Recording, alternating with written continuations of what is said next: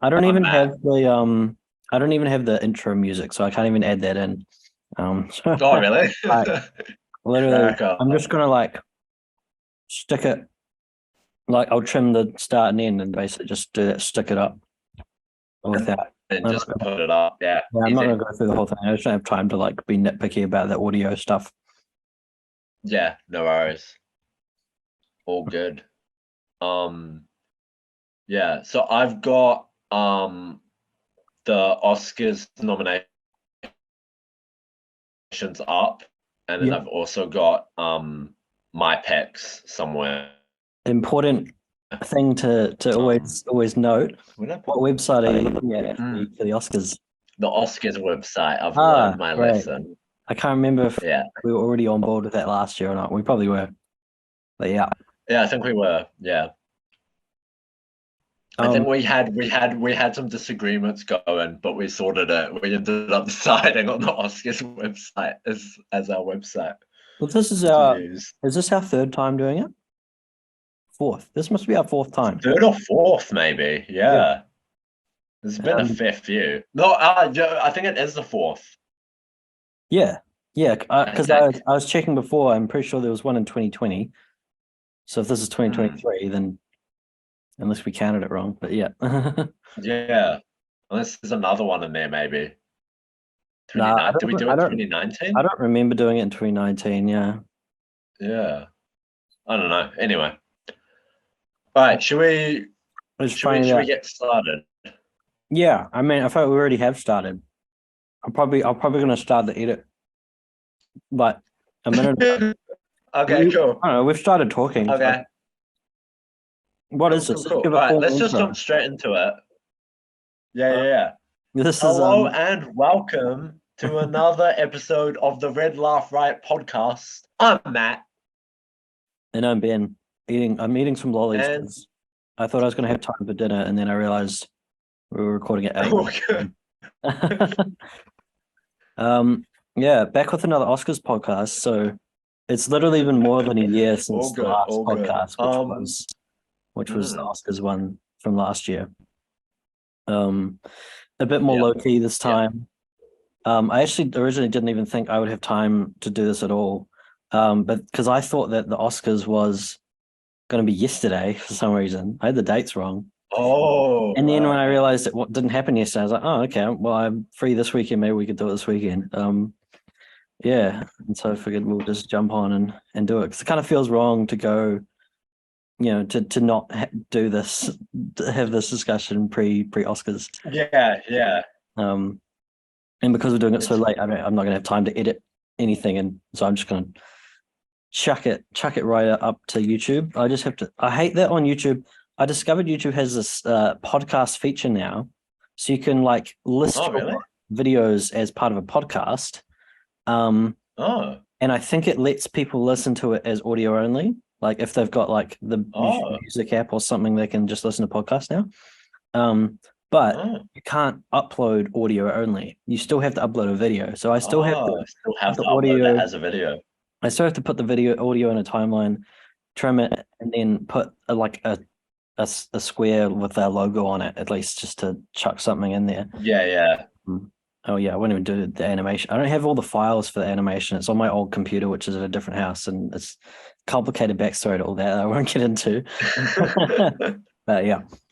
It's a whole thing, as they Mm. say. Yeah. Um, yeah. Um, all right. Should we jump into it then? Wait, so are we doing alphabetical minus BP, or are we doing a different order? Yeah, Why don't we do yeah. reverse? Alphabetical order, best picture last because that's the biggest award. Can we do So reverse leave that alphabetical one till last. just for fun to change it up? Um, Some of the sure. some of the bigger awards are near the beginning of the alphabet, That is like a acting pretty and strong argument directing, there you've got there, editing. Ben. So So writing's pretty big, just but it's a good one to start on because it's where you start when you make a movie, right? You start with the script first. good argument. Can't argue. So Yeah. yeah, So wait, we'll start with original screenplay. Yes. yep. When we Okay. alternate, Sweet. like, who announces it. I'll start and then you do the next one or whatever, if you like. Yeah, sounds good. So for writing original screenplay, we have The Banshees of Inisherin, Everything Everywhere All at Once. I'll say who wrote it as well. And sorry, Banshees written by Manik McDonough. Everything Everywhere All at Once by Daniel Kwan and Daniel Schneidert. Really, in advance, I will say all these names wrong. The Fablemans by Steven Spielberg and Tony Kushner. Tar, written by Tom Field, and Triangle of Sadness, written by Ruben Ostlund. I have seen all of these movies. You have done better than me. I've seen 3 out of 5 of And them. what's I haven't funny, seen Tar and I haven't seen Triangle of Sadness. actually, I need to look at my Letterboxd, but I know that Everything Everywhere All at Once was released more than a year ago in the US. I'm gonna check what date I watched it because it was so long ago. Yeah, it feels like 2 years ago. Yeah, Um, yeah. my review is on 24th of April, so it was a little later here in New Zealand, but yeah, it was so long ago. I think in Well, terms of like, they do have like a calendar year to get their yeah, films in. yeah, it's usually the films from early in the year just aren't put there if they think they're going to do Oscars. I think like the whole Oscar pull for this movie like Yeah, came in after it was released, and people were like, oh, maybe we actually can get Oscars for this, because yeah. so many people just loved it. So sorry, which ones did you say you'd seen? So I have seen the Banshees, Everything Everywhere All at Once, and the Fablemans are the Cool. 3 ones that I've seen. Triangle of Yeah. Sadness is in cinemas now. I highly, highly recommend you go see it. I think you will like it a lot. I think it's quite Yeah. advanced. Do you reckon it's a Matt film? I think it is. Yeah. Okay. Yeah, I think it's your kind of comedy. I could be wrong. I could be completely wrong, but I think you'd like it. Yeah. Okay. All right. Yeah, I was gonna. My plan was to try and see all of them before the Oscars. But I've It was a kind of hard ran out of plan. time. I Yeah. didn't plan to do this. I just watched so many movies last year that Yeah. I just now seen them all. Um, Yeah. I think Tar's the only one that I would have watched this year, which was Oh wow. yeah. Because Triangle of Sadness was in the film festival last year. I think I saw the Fablemans like late in December because it had an early release. Yeah, Banshees I saw an early release in November or something, and like I said before, with everything it was in March. So, I think though the award is between Banshees and Everything Everywhere All at Once. I can't see it going to any other. Yeah. My honest favorite out of these actually is the Banshees. Okay. I feel like Everything Everywhere is more likely to win. Mostly Right. because So you've it's got. more original. And actually, I was kind of confused because I had heard that Banshees was based on a play or was like the third part of like a play Oh. or something like that. Like there's a play that Yeah. precedes it still in the story. At least that's what I heard from someone who said I was talking to someone who said they saw the play and then when they watched the movie, they're like, I thought, they thought it was familiar, and then they realized it's like there's a play that comes before Yeah. something. Yeah. Apparently If Daniel that's true, then it should be adapted. Yeah, Daniel Radcliffe was in the play. Although the thing is, it's not. Maybe there's no play for this story. This is like a sequel to the play, but there's I don't know. Maybe I should Google this. Oh. Banshees Yeah. based on play. It's going to take too long to find out this answer, and I'm not editing this, so I should be wary of that. Whatever. Someone can find out later and correct us. But I would. Yeah, like in terms of what I like, I think Banshees is my favorite out of these. Although it's been so long since I've seen everything that maybe I'll love it again if I watched it again. I just can't remember it now. But I think everything's gonna win. So that's my pick to win. Yeah. I would have to agree with you on that. I do think Everything Everywhere All at Once is going to take it. And that for me personally, that was probably my favorite film out of the 3 that that I have seen. Hmm. But do you think there is an argument there because The Fabelmans, it's Spielberg's first nomination as a writer, not a producer. Oh, really? Do you think Yeah. there's maybe an argument there that they would potentially give it to Spielberg as a writing, Like like as Spielberg's not writing, known as a you know? writer. Spielberg is known as a director. Yeah, So if they're yeah. going to do anything just for the sake of it being Spielberg, they're going to give it to him for directing. But I think I liked The Fabelmans quite a lot, but as a script, it felt a little imbalanced. And, not quite perfectly paced, although a lot of that you could say is in the editing. But I mean, ultimately, it was just I didn't feel like story-wise it did everything that it could have, or that it kind of finished conclusively or satisfyingly, So I don't have anything for that. Also, is it an original script if it's based on his own life experience? Yeah. Does it, because biopics can biopics be nominated for original? Or do they have to be nominated for adapted? No, so I think adapted's just it's based off of pre-existing material. Okay. So Someone's life isn't okay. pre-existing material. It's just Yeah, I guess so. a life. Yeah, that makes sense. I will say Yeah. there's some stuff in that film I really liked. Maybe we'll talk about more of that in the directing side of it. But yeah, the script didn't wow me anyway. Yeah. What was your Yeah. I think that is fair. I think yeah. I think it's also important to note that Everything Everywhere did win the WAG Award, the Writers Guild. Oh yeah. Is the WAG Awards a bunch of dogs? And whoever in the film that they wag the tails at the most is the winner? Because that's what it should Actually, I don't think they're called. I think I might have got the acronym wrong. It might be WGA, not WAG. Yeah, I think it is. It's the Writers Guild of America, right? Not the Yeah. Writers American Guild. Someone should make the WAG Awards though. Maybe Yeah. for movies, but what's something that dogs could vote on? Like, I don't know. But if there's something where like you can measure the popularity of a thing by how many dogs are wagging their tails or how fast they're wagging their tails during it, then that's what the WAG Awards should be. That's what the WAG Awards would be. Yeah. I like it. I like it a lot. Yeah. So it sounds like we're both in agreement for that one. Did you have a personal favorite though? Was that Everything as well? My personal favorite is Everything. Yeah. Cool. Yeah, I just really liked that movie.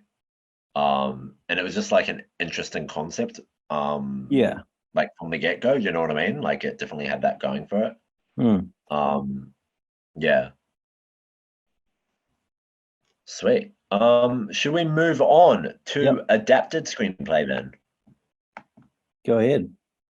Yep, sweet. All right. We have All Quiet on the Western Front by Edward Berger, Leslie Patterson, and Ian Stokell.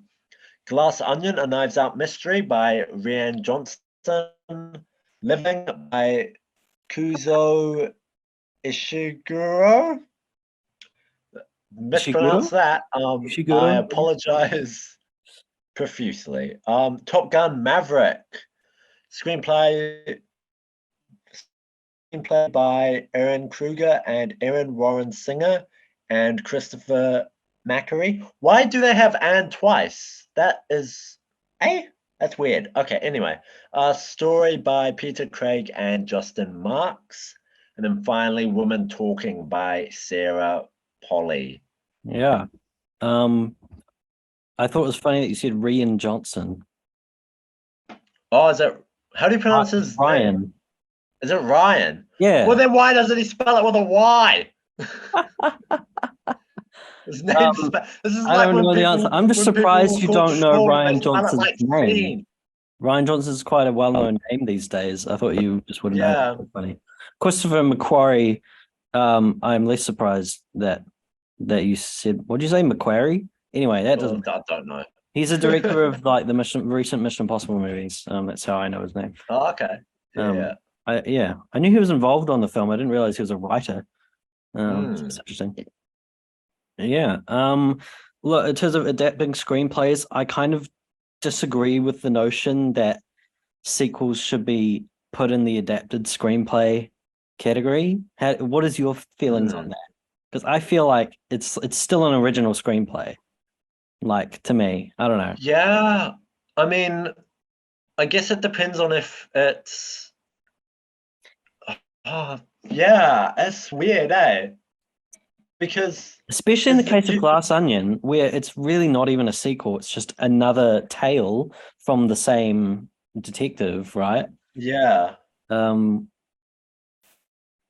Top Gun, I guess you could be more conservative with because it's like in some ways some similar story beats to the first movie. But I mean, in that case, it just means it shouldn't be nominated if you think that um is not original enough for a sequel, then just don't nominate it. But if it's like an original sequel, like let's say Glass Onion, or maybe a better example like Shrek 2, I'm just gonna say should be nominated for best original screenplay because it's still a completely original story. Sure, you have existing characters, but that I guess is no different from real life characters that already exist, right? In some ways, you could say. Um, I think it's more of the fact that it's perhaps there's a better argument if it's other people adapting someone else's work, which I think is the case for Maverick. I guess that's Because you're true. taking someone else's I guess characters, that's true. right? Yeah, yeah, yeah. And then you're putting them into like a new situation, which is adapting something. So I think there's a strong argument for Hmm. Maverick there, maybe less so Yeah, well, for Glass Knives Onion's Out. wholly original, and It's the Ryan Johnson same. wrote both Knives Out and Glass Onion. So, uh, Yeah, that's what I'm saying.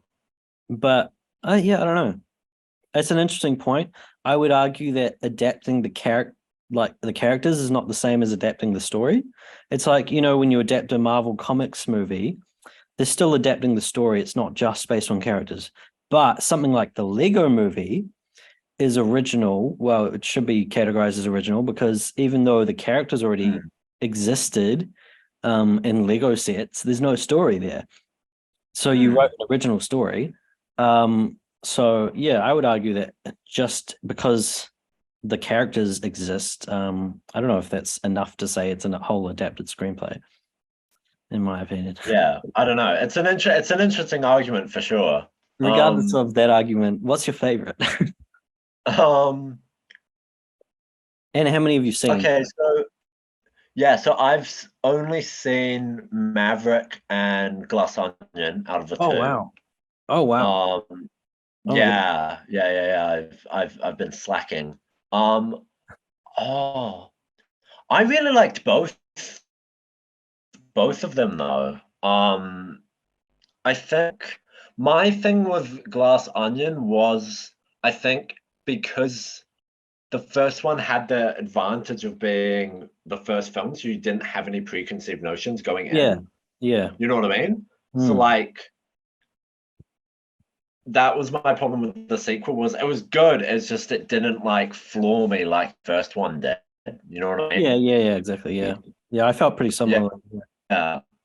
And then Maverick was just a really fun, well-made action blockbuster, you know? Hmm. Um,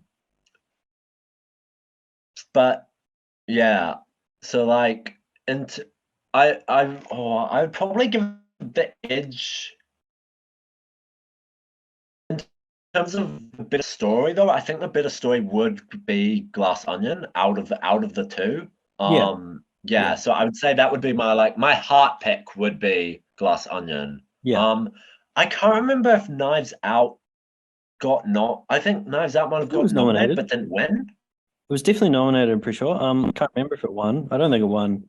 Was that the same year as Jojo Rabbit? Yeah, I 'Cause want to say it I think was, Jojo but I Rabbit could won that. be Yeah. mistaken. Yeah. Anyway, what's your heart pick slash head pick? So I've seen all of them except Living. And Okay. out of All Quiet, Glass Onion, and Top Gun. Excuse me, that was a loud noise. All Quiet, Glass Onion, and Top Gun. None of them I feel like the script is the strength of those movies. I mean, I guess you have to say a strength of Glass Onion is its script, but for me, the script was less interesting. Like you just said, it wasn't really as interesting enough for me to say that that's Oscar worthy anyway. It was entertaining. I did a lot, but I will probably never watch it again. I don't think that really wowed me. And Top Gun, I love the movie, but also the script is not what made the movie good. And All Quiet on the Western Front, again, I loved. I'll talk about this more later. There's a lot of excellent stuff in that movie, but I feel like there were more things creatively in terms of the direction and editing that really made that movie work.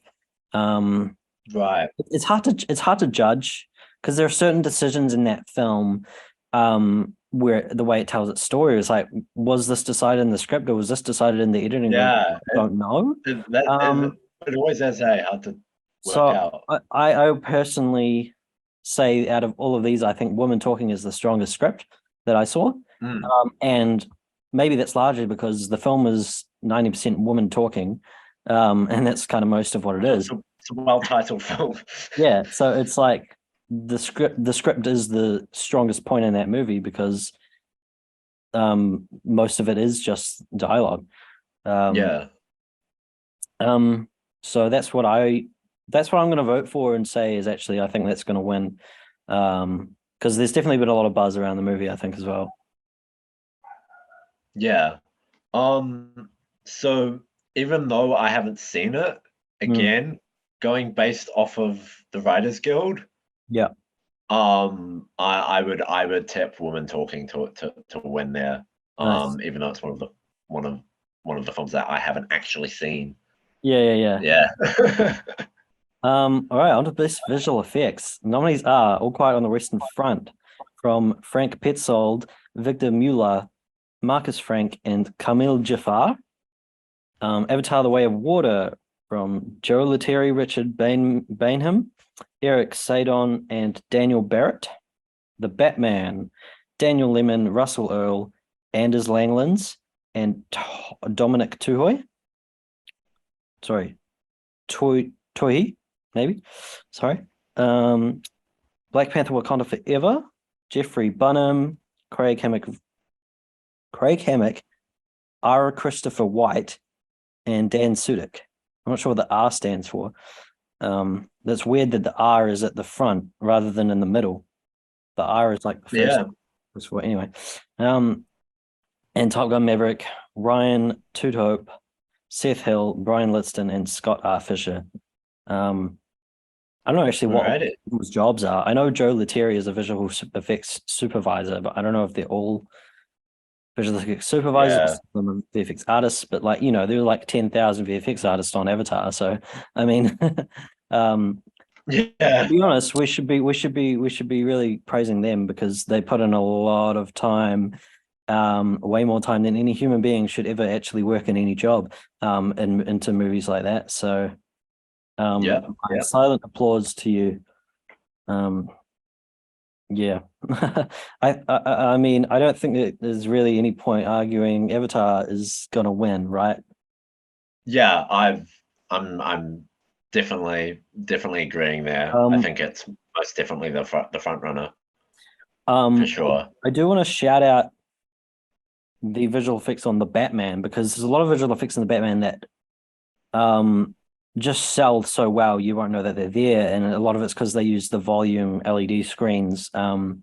And I watched the behind the scenes kind of thing on this, and it was quite different what they had to do compared to when they've previously used that technology on like The Mandalorian, where they've got just like a desert in the background. And it's like a pretty easy thing to simulate and move a camera around. The Batman, they literally have the background of Gotham City with all these lights and cars and everything. Sky and all that, and it looks so convincing. You'd never know that there were visual effects or a green screen or LED screen or anything behind them, which obviously the best visual effects are usually the invisible ones. That's why 17 a few years ago won best visual effects. because like you wouldn't know there are any. Yeah, yeah, But yeah, Avatar, it's gonna win. Of course, it's gonna win. I mean, if yeah, you spend 10 yeah, years making a movie, you're gonna win something, hopefully. yeah. Yeah, so I think that's all it is. All right. Moving on then. Because not much really to talk about in that category. We got best sound. So we've got All Quiet on the Western Front, Victor Prazel, Frank Cruz, Marcus Stimler, Lars Genzel, and Stefan Corte. Avatar, The Way of Water, Julian Howarth, Gwendolyn Yates Whittle, Dirk Bernstein, Christopher Boyes, Gary Summers, and Michael Hedges. The Batman, Stuart Wilson, William Files, Douglas Murray, and Andy Nelson. Elvis, David Lee, Wayne Pashley, I don't know, Andy Nelson, and Michael Keller. Top Gun Maverick, Mark Weingarten, James H. Mather, Al Nelson, Chris Burden, and Mark Taylor.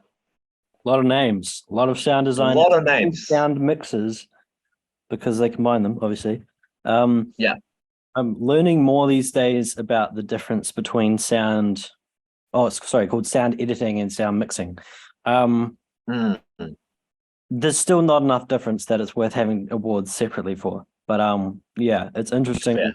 figuring out what the difference is. I don't, yeah, but the thing is, like the end product, I don't know how they are meant to judge, which side it was. Yeah, work out. We talked about that. Yeah. Um, I want to say, Yeah. All Quiet on the Western Front being nominated is like a key reason why you should go and see it in a theater if it's in a theater near you. I saw it in a theater and the sound was just excellent. That is what sells you that you are in that world, is just how intense the sound is and how real and loud it feels. I even think the projectionist actually like cranked the volume up on the film when I saw it because it was louder than normal in that theater, but it was good. Yeah.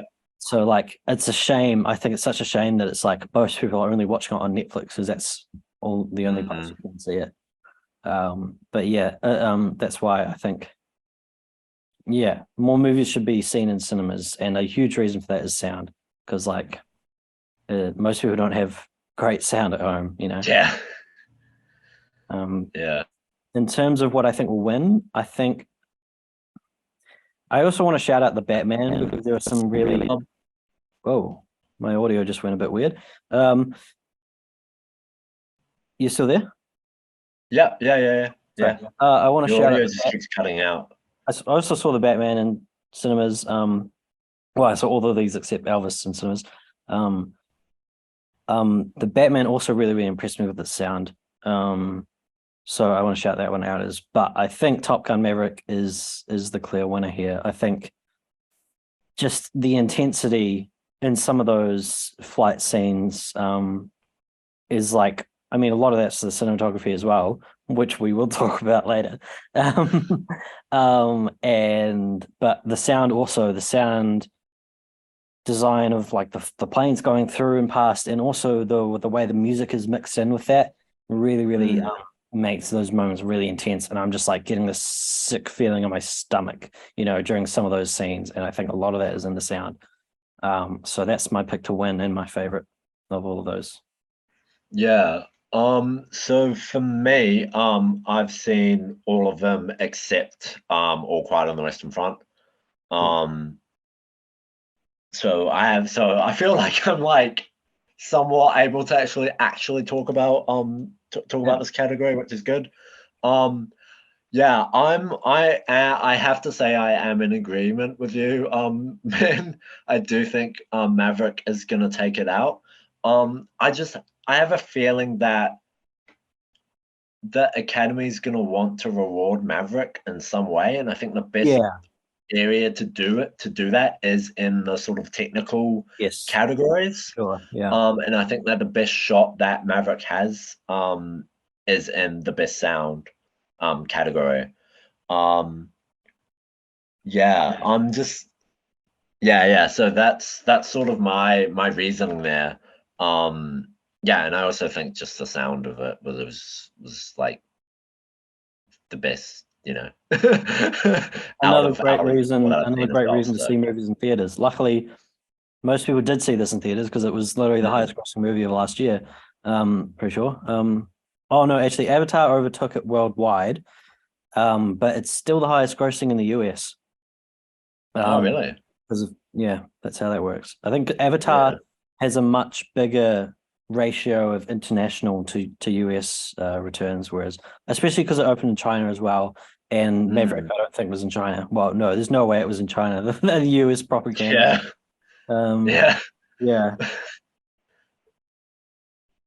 Um, Sweet. yeah. Cool. Short films. Shall we move on to short films? I think we'll just real quickly I've just skip short films. you want to skip them? Yeah, I'm, skip it. I want to place a bet just for the sake of placing a bet, even though we've seen none of the movies. Uh, Okay. I just I think an Irish Goodbye sounds like a cool movie. This is Yeah. a live action short film. Yeah. An Irish goodbye um is the best way to leave a party. Yes. Is to Irish goodbye. For those who don't know, an Irish goodbye is when you leave a party without actually physically saying goodbye. It's the best way to actually do it. Um, especially if there's lots of people at the party that you know, because otherwise you're just going around Yeah. individually saying goodbye to a bunch of people and it just takes Yeah. too long, Yeah. right? Although it Um, just yeah. Alfonso So, Cuarón is one of the filmmakers on Le Pupille. Le Pupille. oh, Um, that that's is interesting. interesting. It doesn't say if he's like director or producer or something, but to be honest, if he's involved, he's probably got a Oh, good yeah. part in it too. Maybe I'll switch my True. vote. I'm gonna switch my vote. I'm saying Le Pupille.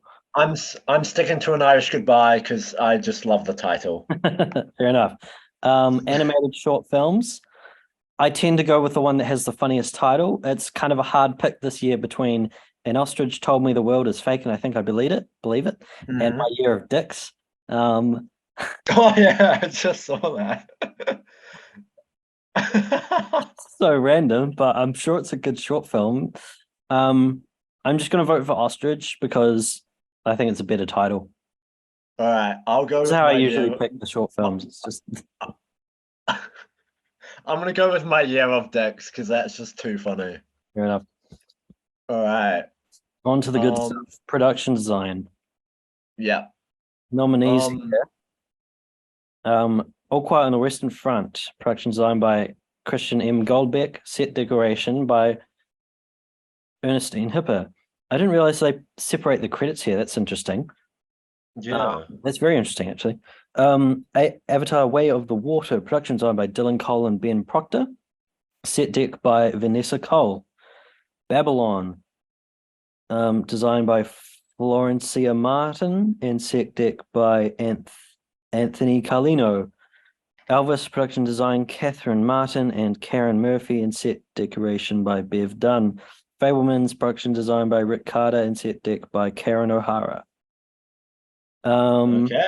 I haven't seen Elvis or Babylon, but from the looks of them, they look like they're quite strong contenders, both of them. Hmm.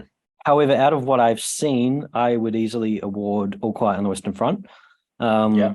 Along with sound, I think a massive thing that sells this film is production design. Just it sells you on this world. It sells you on the feeling of everywhere that you are being real and tangible. And I mean, there's also makeup and hairstyling, costume design. I think it's great in all those categories.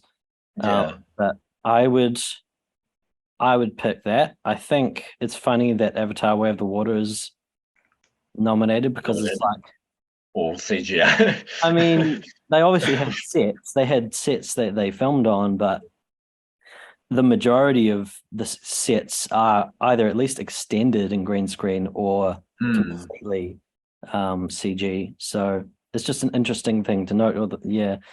So Yeah. I don't think it would win Hmm. because of that. But then again, I don't know enough about Babylon and Elvis to put a vote on them. I'm just gonna be ballsy and just say All Quiet. I think All Quiet. has got a good shot at winning, so I'll make that my pick. Okay. Yeah, so um I haven't seen Babylon either. Um I think you can pretty much rule out Avatar, as we've already discussed. I think Elvis is a strong contender just because it's got the sort of period piece thing going for it, but so does Babylon. Um, and I think because Babylon's sort of from my understanding of what I do know about it, is that was like one of like its strongest parts of it, that and its I think its costume as well. Yeah. Um, I'm gonna give it to Babylon. I see it winning. It's a Baz Luhrmann film, so it's I believe Baz Luhrmann directed it. Yeah, so Do you I'm think I'm gonna give my pick to Babylon. um if you had to choose a separate winner for production design and set decoration, would you have a different winner? Oh. Because I know what's considered in production design that sets it apart from set decoration? Because set decoration is just like, my understanding is production design is like the physical sets that are built and oh, okay, like physical props that are used. So like axes and yeah, swords, I guess is production design. Set decoration is what you put on the set. Or oh, okay, dressing, like you put like you get onto set and you get people who just like fill it with stuff, and most of it's just stuff that's in the background. Um, yeah, so when I think about the films, I'm like, production design on All Quiet was great, and a lot of those are like the main pieces, but mm, set decoration, I can't think in my head apart from maybe the one scene where they find like a food store. I can't think of a scene where there like is just lots of stuff, and I'm kind of presuming that something that has a lot of stuff is in a scene is more likely to win a set decoration award. Um, I think from what I've seen, Babylon has a lot of mm, stuff in it, so maybe Babylon is more likely to win if they're. I don't know how they would judge them if they've. I don't know if they consider them separately or not, and then choose based on that. I don't know how they. I mean, I guess they would. yeah.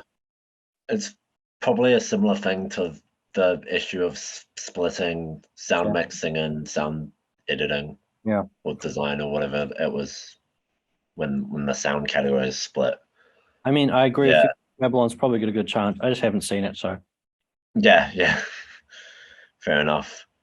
All right, moving on to not picture, music, original song. So best song. Yes, I can yeah, do the alphabet correctly, right? yep. Yeah. Okay, cool. Um, we have Applause from Tell It Like a Woman, music and lyrics by Diane Warren. Why is lyric not pluralized? That's very annoying.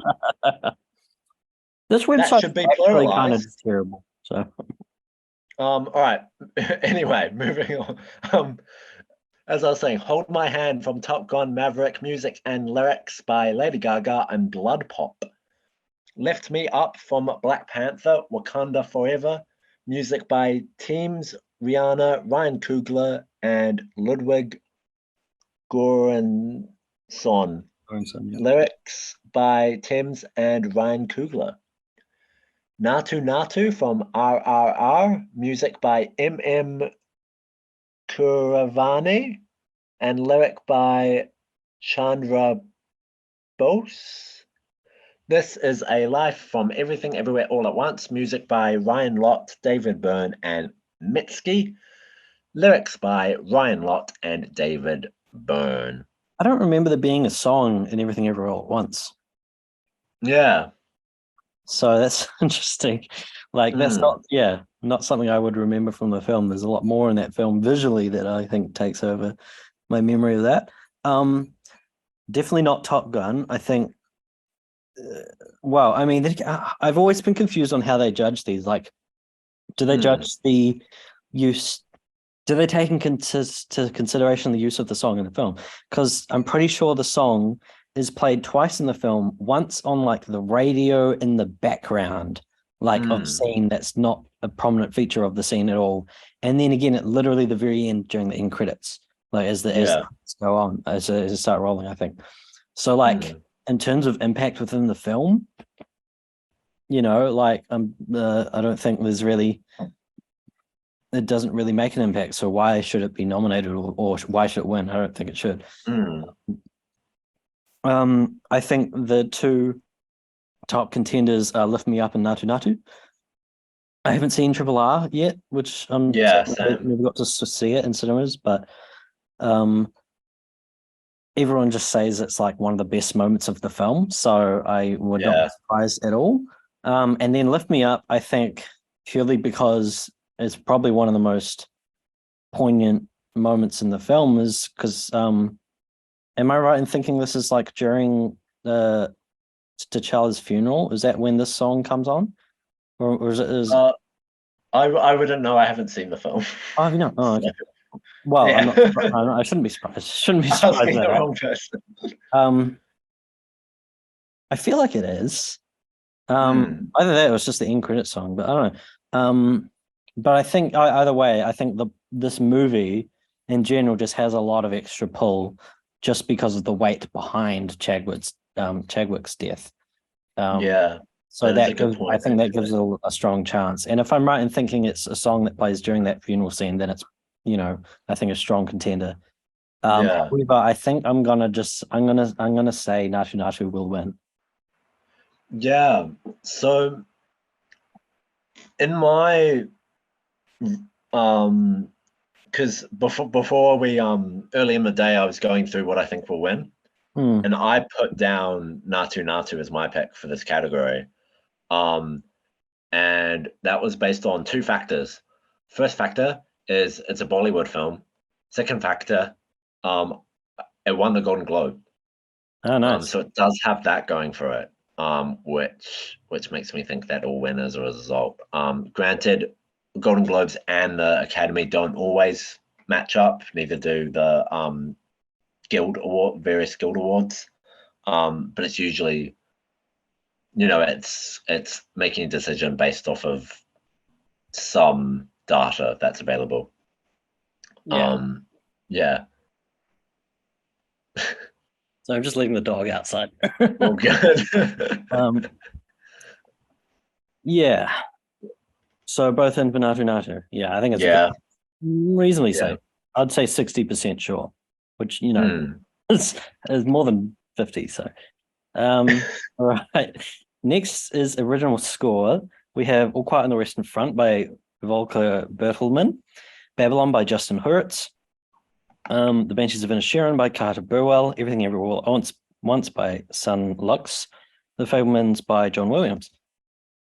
I have to say, the score in All Quiet is probably one of the few things in All Quiet that I didn't really love. Really? I thought it was interesting. I thought it was somewhat effective, but it was a little bit too much and a little bit too intense for what it was. And it kind of sounded just like, it sounded electronic, weirdly. I think it's like orchestral. Like, I think it's some like heavy like strings, like really low like double basses and stuff, like, but they're like really like intensely just like kind of almost Inception soundtrack sound. It just felt, I don't know, it just felt slightly out of place. I think it works well enough for the film, but I think there was definitely one case in the film near the end where I thought it came up and it kind of detracted just a little bit from what I felt I should have been feeling. I think I'm thinking of like one main piece of score. There might be more score throughout that I can't remember, but this main piece of score anyway. And actually, I think it worked really well at the beginning because it sets a kind of intense tone. But then at the end, I think it, I think it just worked a little bit differently, and I think didn't quite have that same feeling. I love the score in Banshees. I think that is a really strong contender. I think that sets a lot of the tone of the film. And I'm not sure if Brendan Gleeson's character, like if his violin playing is included in that or not. I don't know, but But the score behind it is, I think, really excellent. I don't remember everything everywhere at all. I don't remember the Mm. Fellmans very much. It was probably reasonably simple and basic. So, my personal pick, and I think my pick to win is Banshees. Yeah. Um. So I'm just bringing up the nominees again. Okay, cool. Yeah. So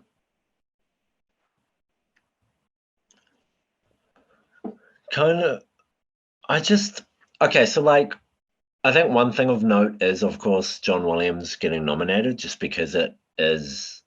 I don't think he's quite there yet, but he's become like the second most nominated person in Oscars history. Really? Yeah, behind Walt Disney. Oh, really? Yeah, Walt Disney's the most nominated I person. guess Walt Disney probably just got nommed for every, like, for an animated movie every year, right? Yeah, pretty much. Yeah. um, yeah. So I don't know. I thought that was interesting. Um, I don't. To be honest, this was a category I wasn't really sure on. And so I just, as a random, when you're just not sure, and so you just decide to have like a complete stab in the dark, Yeah. as just like a why not? Um, this was the category for me that I did that on. So I just put All Quiet on the Western Front for some reason, and I Okay. don't really know why, if I'm being honest. Um, I usually don't really notice score. I've noticed when I watch Yeah. movies, like, yeah, I don't know. All right. So moving on to makeup and hairstyling. We have All Quiet on the Western Front. Hickey Merkur and Linda, my goodness me, Eason Hamurava, the Batman, Naomi Don, Mike Marino and Mike Fontaine, Black Panther, Wakanda Forever, Camille Friend and Joel Harlow, Elvis, Mark Coulier, Jason Bard and Aldo Signoretti, The Whale, Adrian Moret, Judy Shin, and Anna Marie Bradley. And Ben is gone. Just while you're reading those names, I thought it was a good time to go grab the dog. All good, all good. Yeah, my What are thoughts we thinking? is there's definitely a lot in each of these films, and I think each of these films has a different strength. Yeah. Like I would say the makeup in sorry, my chair squeaking. The makeup in All Quiet on the Western Front, I think, is really, really excellent. But I can't recall anything about the hairstyling that is really excellent. But then you've got Elvis. Obviously, the hairstyling is a big part of it. Yeah. So so it's hard to know who to go for here. Obviously, both the Batman and the Whale have really good prosthetic works. The Batman, notably in Colin Farrell's character, who plays the Penguin, is really good. I think my gut wants to go with All Quiet, but I think Elvis is going to win this. Yeah. I think purely on being a period piece, having obviously Elvis's hair and everyone else's. There's a lot of hair, I presume, in the movie. Whereas like the Whale only has like three characters. So like it's really good. The Yeah. work of Brendan Fraser is obviously really good. But does one good character outweigh all the characters in Elvis or in Black Panther? Like I don't know. I'm gonna say my personal favorite probably I'd say I'm gonna go with All Quiet. Because I don't know. I think the makeup being as intense as it is for someone who's in a battlefield and getting really, really dirty, is something that often I would say isn't even recognized as being makeup because it's just dirt on someone's face. But I think like that's a big deal and that's a big thing that plays into the movie and again sells you on the character and stuff. Is there something going on? There's no. I can't hear you, bro. You can't hear me. Damn it. Um, what did this is why I hate Zoom. I've always hated Zoom so much. I'm only using it because it's really easy to record the meeting as opposed to trying to record a Discord call or a FaceTime call or something, or recording individually and sending files and then editing it together. I can't bother with that. In this case, anyway. You can hear me. I can't. Hello. Yeah, I can hear you now. Great. Yeah. Back? Yeah. Back. Yeah. Yeah. Right. I can hear you. I'll probably leave some of that in because um I feel like if you listen this far into a podcast, you're not going to stop listening just because there was 5 seconds of Zoom technical difficulties. And it makes it more funny. So whatever. I was kind of in the middle of saying like All Quiet on the Western Front. The makeup is a big deal, big part of it, especially on the main character. Like by the end of it, like his face is just covered in dirt and probably literally like shit and mud and whatever. So yeah, that like is something that you might not consider being makeup, but obviously it is on a film anyway. So I think that's a strong contender because of that. And is my personal favorite. But I think I was saying before, I think Elvis is more likely to win this one. Also, wouldn't be surprised if the whale wins. Yeah. Yeah. I could see the whale taking it. I think that would cause a lot of controversy though, because people weren't happy about Brendan Fraser's use of a fat suit and that. I've heard that there was some controversy around him. I'm not sure. Do you want to talk about that? Yeah, I mean, it was just really about the use of a fat suit was sort of people's main issue. But it's like, I don't know, it's one of those things where it's like, because I think the argument was that it's like bad, like representation of like overweight people.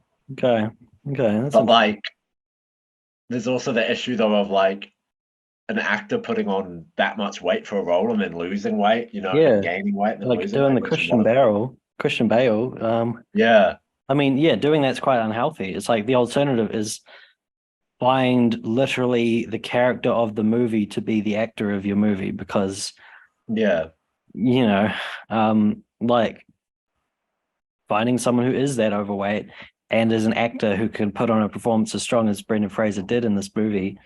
yeah, It's a bit of an unreasonable task, I think. I think when it comes to like, yeah, physical aspects about a person that the actor doesn't have, but you need for the character, if it's something that you can manufacture and make it feel real, I think it's okay. I think that it's just the same as with hairstyling and makeup. Like you're selling an effect and you're selling the characters existing in this world. And as long as you're yeah, not making fun, they're not making any fun of overweight people. It's like a real genuine story yeah, about this person's experience. So yeah, I mean, I'm not overweight to the extent of the character of Charlie in this film, but I can't necessarily speak from that perspective. But yeah, I think it would be it would seem a little silly to me to discount it for that reason. yeah, yeah. I think that's fair. I'm, I think I'm also agreeing with you on the fact that I think Elvis is the film that's going to take it out. Right. Um, yeah, I think it's sort of got just the most like obvious makeup and hairstyling. You know what I mean? Yeah. And like that's who tends to get the award. Also, makeup and hairstyling a lot of the time just goes to really weird films. Yeah, like Like Suicide Squad won Suicide like Squad one. a couple year ago, like Yeah, and I think it more than a was. couple years ago now, like 5, 6 years ago, whenever that was. I think the thing with maybe with makeup and hairstyling, I think it often is just one character that has really good makeup can get the win. Mm. 'Cause I think Suicide Squad mostly got it because of that crocodile character that was all prosthetic, Oh yeah, um, which just seemed absurd, but I guess it was good. yeah. Um, yeah, so maybe that's why like Batman or Whale could win because they've got one character who's got Mm. intense prosthetics on. So Yeah, I'd say it's almost anyone's game actually, out of all of these. Yeah. yeah, yeah. I'm gonna give it to Elvis. Um, yeah, just because I think it's the most likely to win. I don't know, but granted, I could also see the whale winning it. Yeah, yeah. Um, yeah. All right, moving on then. International feature film. The Mm. nominees we have are All Quiet on the Western Front, Argentina 1985. Oh, sorry, All Quiet from Germany, Argentina 1985 from Argentina, Close from Belgium, EO from Poland, and The Quiet Girl from Ireland. Now, interestingly, I thought that Close was made in the Netherlands, but it must have been a Oh, co-production. I know that Netherlands was oh. involved in it. Maybe it's just filming location. I don't know Mm. because I thought the whole thing was in Dutch, but I could have been wrong there. Yeah, so I've seen three of these. I've seen All Quiet, and I've seen Close, and I've seen The Quiet Girl. Mm. Um, I've heard mixed things about EO and nothing about Argentina. So, but I mean, All Quiet is nominated for Best Picture, so Yeah. spoilers. I think Surely, yeah. I think it was it's interesting. Like I used to think like it's literally not possible for it not to win, but I think I was reading up about like voting and stuff, and um I'm trying to remember how international feature gets voted on. Actually, now I don't think. Yeah, Surely the is whole it in academy. everyone? Yeah, it's not a specific department, so I think actually no, the whole academy votes for it just the same way as Best Picture. Um, so yeah, the only way I could see it. No, I don't really Not see a way how. winning. Well, the only way I could see it not winning is Mm. because voting happens separately from nominations, right? If like Yeah. there could be a large portion of people that don't think it deserves to be a BP and aren't going to rank it highly on their votes. So those kind of people might also not vote for an international feature. So I guess there's a chance there that they could vote for something else. But then yeah, they'd have to have seen these other films, and I assume. Oh no, that's right. I'm pretty sure international. So I was watching a video by Dan Murrell who kind of breaks down how each category gets voted on, and I think he actually said international feature gets voted by a select committee and Oh. of people, and these people, so the members of the academy that are chosen or volunteer or are part of this committee, and they have to watch all the films. I'm pretty Mm. sure that's how it works. Um, so if you did watch all of the films, um, I guess that makes those particular voters gives them a better insight, a more chance for them to vote for it in BP as well if they like the film. Um, but I can definitely see Close winning this only because Close is also a Mm. really good film and a really just kind of a really intense subject matter that feels like if it was an American film would be a high contender for Best Picture as well. Um, I've heard buzz about The Quiet Girl, but I feel like I didn't love the movie that much. Ah. I think it was reasonable, but Yeah. it didn't strike me at the time. It was like in, I Mm. want to say July or August or something. It was like sometime last year, and excuse me, it didn't strike me at all that it was going to be a Oscar nomination. Mm. Um, but I guess maybe Ireland didn't have that much else that wasn't in English. Um, Mm. so makes sense, I guess. But yeah, I'm voting All Quiet. I think it's the shoe in to win that one. Yeah. surely, right? It'd be the most obvious. The like only situation I could see potentially happening, but maybe it also doesn't make that much sense, is if like a sizable portion of like all quiet voters voted for it in Best Picture, like voted it for Best Picture, but then didn't vote it for international because they thought that it would win for Best Picture. Um, I mean, But maybe I, that doesn't make any sense I, now that I'm I, thinking I about think it. if you're gonna vote high, if you're gonna rank it highly on Best Picture, you're gonna, Rank it highly in international, eh? yeah. I Yeah. don't think they would do it that way. You know, they'd do that with like acting. If there were like an actor that was nominated for two movies, they might only choose one of them. Mm. So, like, sorry, if it because like when they're nominated for like a different movie for lead role and a different movie, Yeah, yeah, yeah. A different one for yeah, like supporting. because they don't want to reward the same person twice. Maybe I don't know. Yeah, But in terms of the same movie being for BP and international, I don't think they would do it that way. So, yeah, yeah, I think it's a strong. I think it's um yeah, I think it's got a really strong buzz.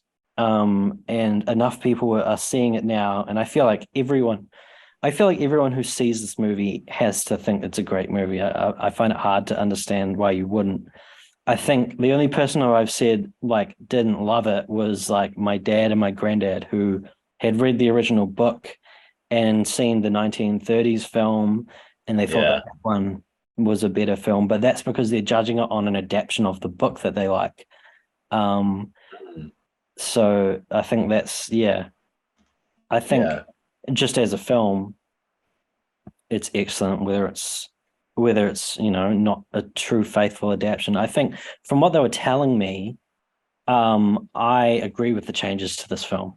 I mm. think that the changes they made in this film, especially for in today's world, are much more poignant than what the ending of the actual book is, which I won't spoil for you.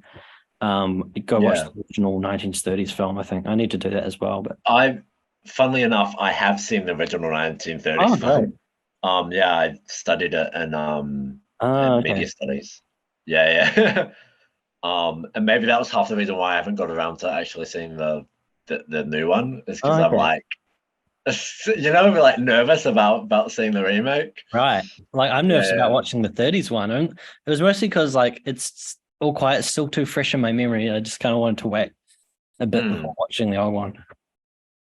Yeah, yeah. So that's your pick to win as well, is it? Or Yeah, yeah. absolutely.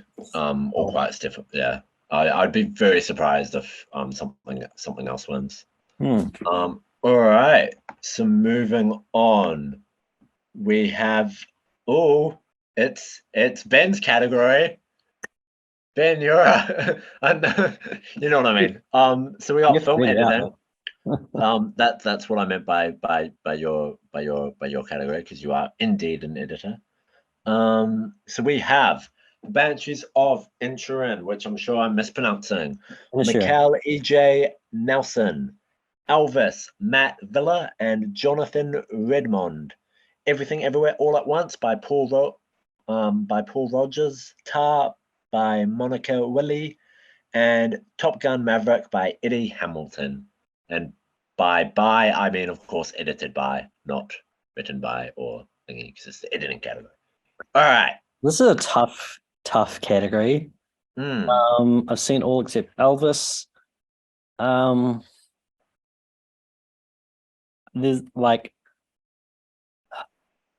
really strong top three for me are Banshees, Everything, and Top Gun. mm, Banshees, I think, is strong in the sense that the pace of the film overall is really strong. And mm, not always, but often I've seen, I think, nominees or winners in the past are more of that case where it's like it's just really strongly put together and well told story from end mm, to end. And that's a big step forward, especially if it's that kind of editing win that puts it in a big front runner for, I think, Best Picture if it's done it that way. mm, Everything Ever All at Once, I think, is one of those films where it's like the most editing. There's so much editing because there's so many cuts between multiverses and things. and it's Yeah. hard again to know how these guys judge it. But I feel like, in my opinion, yes, the editing's great. They cut it together really well, but most cases of those creative choices, that's a directing choice. They've Mm. they've written and staged scenes that can be edited together in this way. Like there's a lot of like, the really cool sequences where they like really, really quickly jump cut through different multiverses and you just see Michelle's face change to a different version, Yeah. whatever, like 6 times in a second or something. Obviously that's great editing because it is effectively working and it is effectively like telling you giving you that effect of the multiverse changing and stuff. Mm. But again, I would put that down to direction. I'd say great ideas from the directors to do that. So I wouldn't. Yeah, I think it's possible people would conflate these ideas as good editing just because it's a cut that makes something work doesn't mean that it's an editing decision. I personally would try and vote for a film where you feel like it was an editing decision that made it work. So a decision that was made after it was written and shot, that is what made the difference in that moment. And that's where I feel like both Banshees and Top Gun are the stronger contenders. With Top Gun specifically, like I don't know how I mean, obviously the direction is excellent. I don't know how they planned all of these sequences and things. And there would have been storyboards for these as well, I would assume, for especially some of the flight sequences. But I think there's a lot more maneuverability in these sequences where it really comes down, especially like on a level of like to the frame, how closely you cut together some of these sequences to make these sequences work. And I think the applause has to be given to the editors for putting that together. Or editor, or only one editor. I'm surprised. Most big studios have multiple editors, but yeah. Um, yeah, I'd say I would personally put it down to the editing. In terms of those sequences really, really working tightly. I mean, like I said before, with sound, the sound design work also does a lot for it. And I think the sound and the editing both kind of work really strongly together in this film. And that's my personal pick, and that's Mm. what I actually think is going to win. I think Top Gun's going to win. Yeah. I mean, I would not be surprised at all if Everything Everywhere wins, but I'm hoping that Top Gun wins because I think it's more effective use Mm. of editing. Sorry, Yeah. I ranted there for a while, but I guess It's you all expect good. It's your category. That's how I introduced it. yeah. For that reason, because you've I'd also be actually got really, the really like happy if better Banshees wins. Like I'd be really happy if Banshees wins because that's recognizing a different kind of instance of editing or a different discipline within editing. Yeah. Makes sense. Yeah, because Um, it's the type of like editing that like knocks you over the head with it. mm, You know what I mean? And then there's like the more like subtleties yeah. of editing. In the same way that like an acting performance can be, very much an over the top, performance versus Mm. more subtle performances. Or on acting performances, like a huge decision that you have to make with every scene is choosing the best performance in a scene.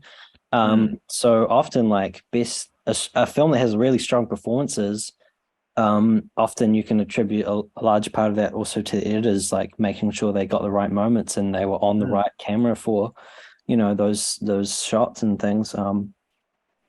So that's a big difference between Banshees and Top Gun. I feel like Top Gun has mostly got the action sequences cut together really, really well going Yeah. for it, whereas Banshees is a drama, and that's mostly what drives it. And there's some great stuff with like the tension and the awkward comedy that goes on in Banshees that I think works Yeah. really well.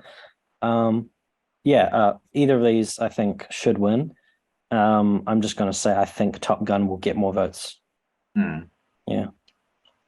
Yeah. I don't know. I feel like my pick would be everything. just Yeah, because I feel like it's the most obvious editing, and a lot of time it does go to the most obvious editing. yeah, it does. I Example was, that I would use would be Ford versus Ferrari a couple of years ago. yeah, I was surprised Um, though. It was the following year, right, that 1917 was nominated. Might have been, yeah. Um, no, no, that came out in 2019 or Oh, end yeah, of I don't know. 2019, 2020. Because when did Ford v Ferrari come out? I know Ford v Ferrari won, but I thought 1917 won as well. But maybe it was a different year. It must have been a different year. Um, Oh, no, I'm looking. I'm looking. Ford versus Ferrari was I'm 2019. wrong. I'm wrong. Sorry. That's 2020 right. was Sound of Metal. That's right. Yeah, yeah. Okay, yeah. I think I was maybe thinking of visual effects because it won best visual effects, but not editing. I think what I'm getting conflated with different things. I think maybe we talked Hmm. about it or maybe not, but I remember thinking at the time a lot of people who don't know much about editing or about filmmaking were picking it to win editing Yeah, um, because the way the movie's shot. They yeah.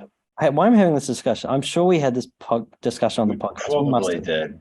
And I feel like I'm just repeating myself from some of what I said earlier. But basically, 1970 Yeah, having good editing is 100% with the directing and cinematography that makes it work. yeah, Because you can't cut those things together if they're not shot the right way.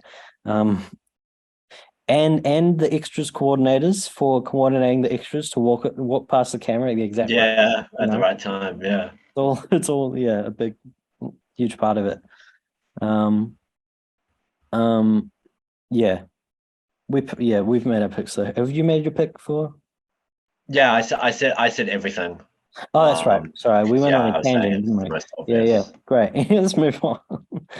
Um, Documentary time. Documentary short film. Again, I'm kind of going based on the name. I think The Elephant Whisperers I sounds was gonna pick sounds like a fun that. one. Um, just to be different, I'm gonna say Haul Out Pull out. for Yeah, I know no nothing about particular any of reason. these films, but there we go. Yeah. That's our official picks. Um, Moving on. Now documentary we go to documentary documentary. feature film. I Yeah. have seen some of these. So nominees are All Oh, That Breathes by Shaunak Sen, Amin Maan, and Teddy Leifer. All the Beauty and the Bloodshed by Laura Watrous, Howard Gertler, John Leons, Nan Goldine, and Yoni Golijov. Fire of Love by Sarah Dosser, Shane Boris, and Ina Finchman. A House Made of Splinters by Simon Lering Wilmont and Monica Hellstrom. And Navalny by Daniel Roher, Odessa Ray, Diane Becker, Melanie Miller, and Shane Boris. Have you seen any of these? I haven't seen any. Okay. Yeah. I've seen Fire of Love and House Made of Splinters, both in the New Zealand International Film Festival last year. Mhm. Interesting note on Fire of Love. I get my first Yeah. impressions of the movie anyway is visually excellent, really well Yeah. edited, really well put together. It tells a really good story, I think, with the Mhm. if you don't know, the footage is basically all mostly. In fact, I think maybe it is all. I can't remember. I'm getting confused, but almost all footage shot by these two people who I feel terrible for forgetting the names of. This French, Oh, this French couple that were like these yeah, yeah. volcanologists that studied volcanoes and ended up just like chasing volcanoes around the world just to get this footage, and they got really great film footage. So visually, it's really good, pretty well put together. Thing that bugs me though is it's narrated. I think I don't know if the narration's by Sarah Dosser or they have a narrator, but um, I found the narration just a little bit overbearing and just like Hmm. the kind of narration that's like, this is a movie and I'm telling you what happens in the movie and Yeah. this character, blah, blah. It's just, I love a documentary where the characters tell the story themselves through their interview recordings or just through the visuals, Yeah. or just pure actuality documentaries, even those exist and they're great too. Um, Yeah, it's like narration and like sit down interviews are things that are very common in documentary that I think can often be a big impedance to what helps me enjoy a documentary. I love Mm, documentaries that don't have those things. And yeah, but interesting on Fire of Love, Werner Herzog has done his own documentary based on around this couple. And I think it's called The Fire Within. It premiered on Doc Play recently, and it might be elsewhere as well. mm, Um, that's an interesting film that I think works kind of well as a follow-up to Fire of Love. Fire of Love is good at introducing the characters and telling you their story. Um, and the good thing about Fire of Love is that you don't necessarily know the journey of these people. yeah. Till it kind of lets you follow them from the beginning of their careers right through the end. And, I think that makes it more impactful in that sense.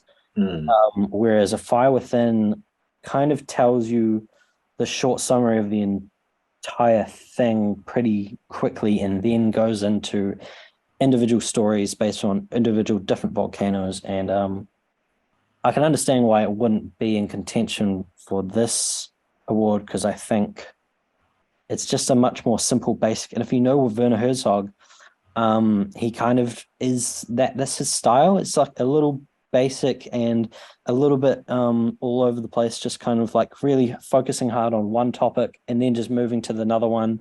Um, mm, Overall, there's a bit of a through line, I think. Um, I think it's still really interesting. I think it's worth watching, especially if you liked Fire Alive and you want to see a bit more of that footage, and just a bit more about those characters. I think it's really interesting documentary and I would recommend it. I don't want it to be forgotten. When everyone talks mm, about Fire of Love, I don't want it to be forgotten that there's also a Werner Herzog one that's also quite good. I kind of wish though that they combined. I wish if they knew that they were both working on this documentary, they could have just been like, "Hey, why don't we combine?" Because I think powers combined would have made a better documentary. Because Werner Herzog is one of the few narrators who I mm, think helps a documentary. The way he narrates a documentary is really, really good and I think, much better at telling story in that sense and making it seem genuine and interesting and not kind of manufactured. mm. So yeah, I wish that would have been a perfect documentary, basically, if it was kind of a mix of the both. But sorry, and the other one I'd seen is House Made of Splinters, which I think is excellent because I genuinely did not know while I was watching this movie if I was watching a documentary or a drama. Oh wow. This is a case where I when I kind of schedule my film festival viewings, I often Mm, forget what the movie's about by the time I come to watch it.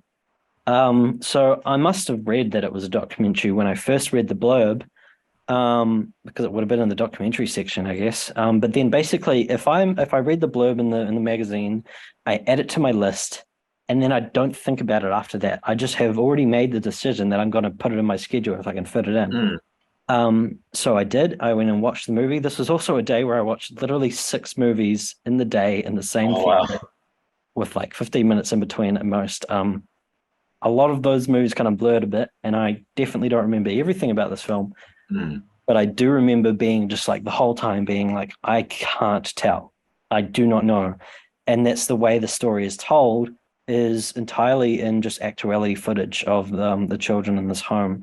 Um, and I think both House of Splinters and Navalny are very relevant at the moment because the House of Splinters is about a like orphanage in Ukraine, mm. um, and it wasn't during the war. It was shot before the current war began, but I think there was still some stuff going on. I can't now remember the details, but Yeah, it'd probably be Chechnya or something. there was still yeah, I don't know the history of what happened before the war, but yeah, there was still a lot of the kind of war subject within it and a lot of subject around just like the conditions Mm. in Ukraine. And the Volny is it's something to do with Vladimir Putin. I think to do with like it's like a more political thing, like Yeah. kind of a bit of a like screw you Putin. attitude probably within it. So that's also a strong contender. I haven't seen the movie, but I've heard a lot of buzz around it. I think it's one that I wanted to see but couldn't fit it into my schedule Oh, okay. in the festival. I should watch it though because it's on dot play. I really should watch it. Mm, Um, I can't decide who I think will win. It's so hard. mm. All three of those, I think, have a really strong chance at winning. I don't know anything about All That Breathes and All the Beauty, so like my favorite is House of Splinters Mm. because I've seen two, and that's my favorite easily. I don't think it's going to win. Think Navalny's going to win. Just my gut feeling on kind of what I've heard around the conversation around this race and what the content of the film is. Yeah, I Mm. think that's slightly more likely to win and kind of allows a position for, the director or producer to come up and give a political speech that Political speech, people yeah. actually be behind. Because you Yeah. often get political speeches at the race where it's like, stop killing animals and, things that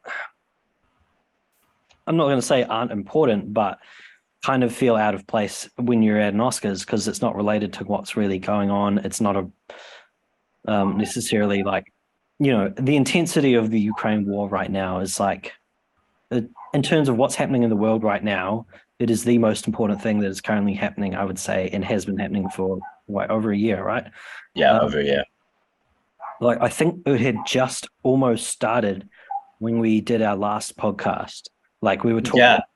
Yeah, we uh, were talking about it. NATO and stuff, but they hadn't quite invaded until Yeah. maybe a week or two after we recorded that or something like that.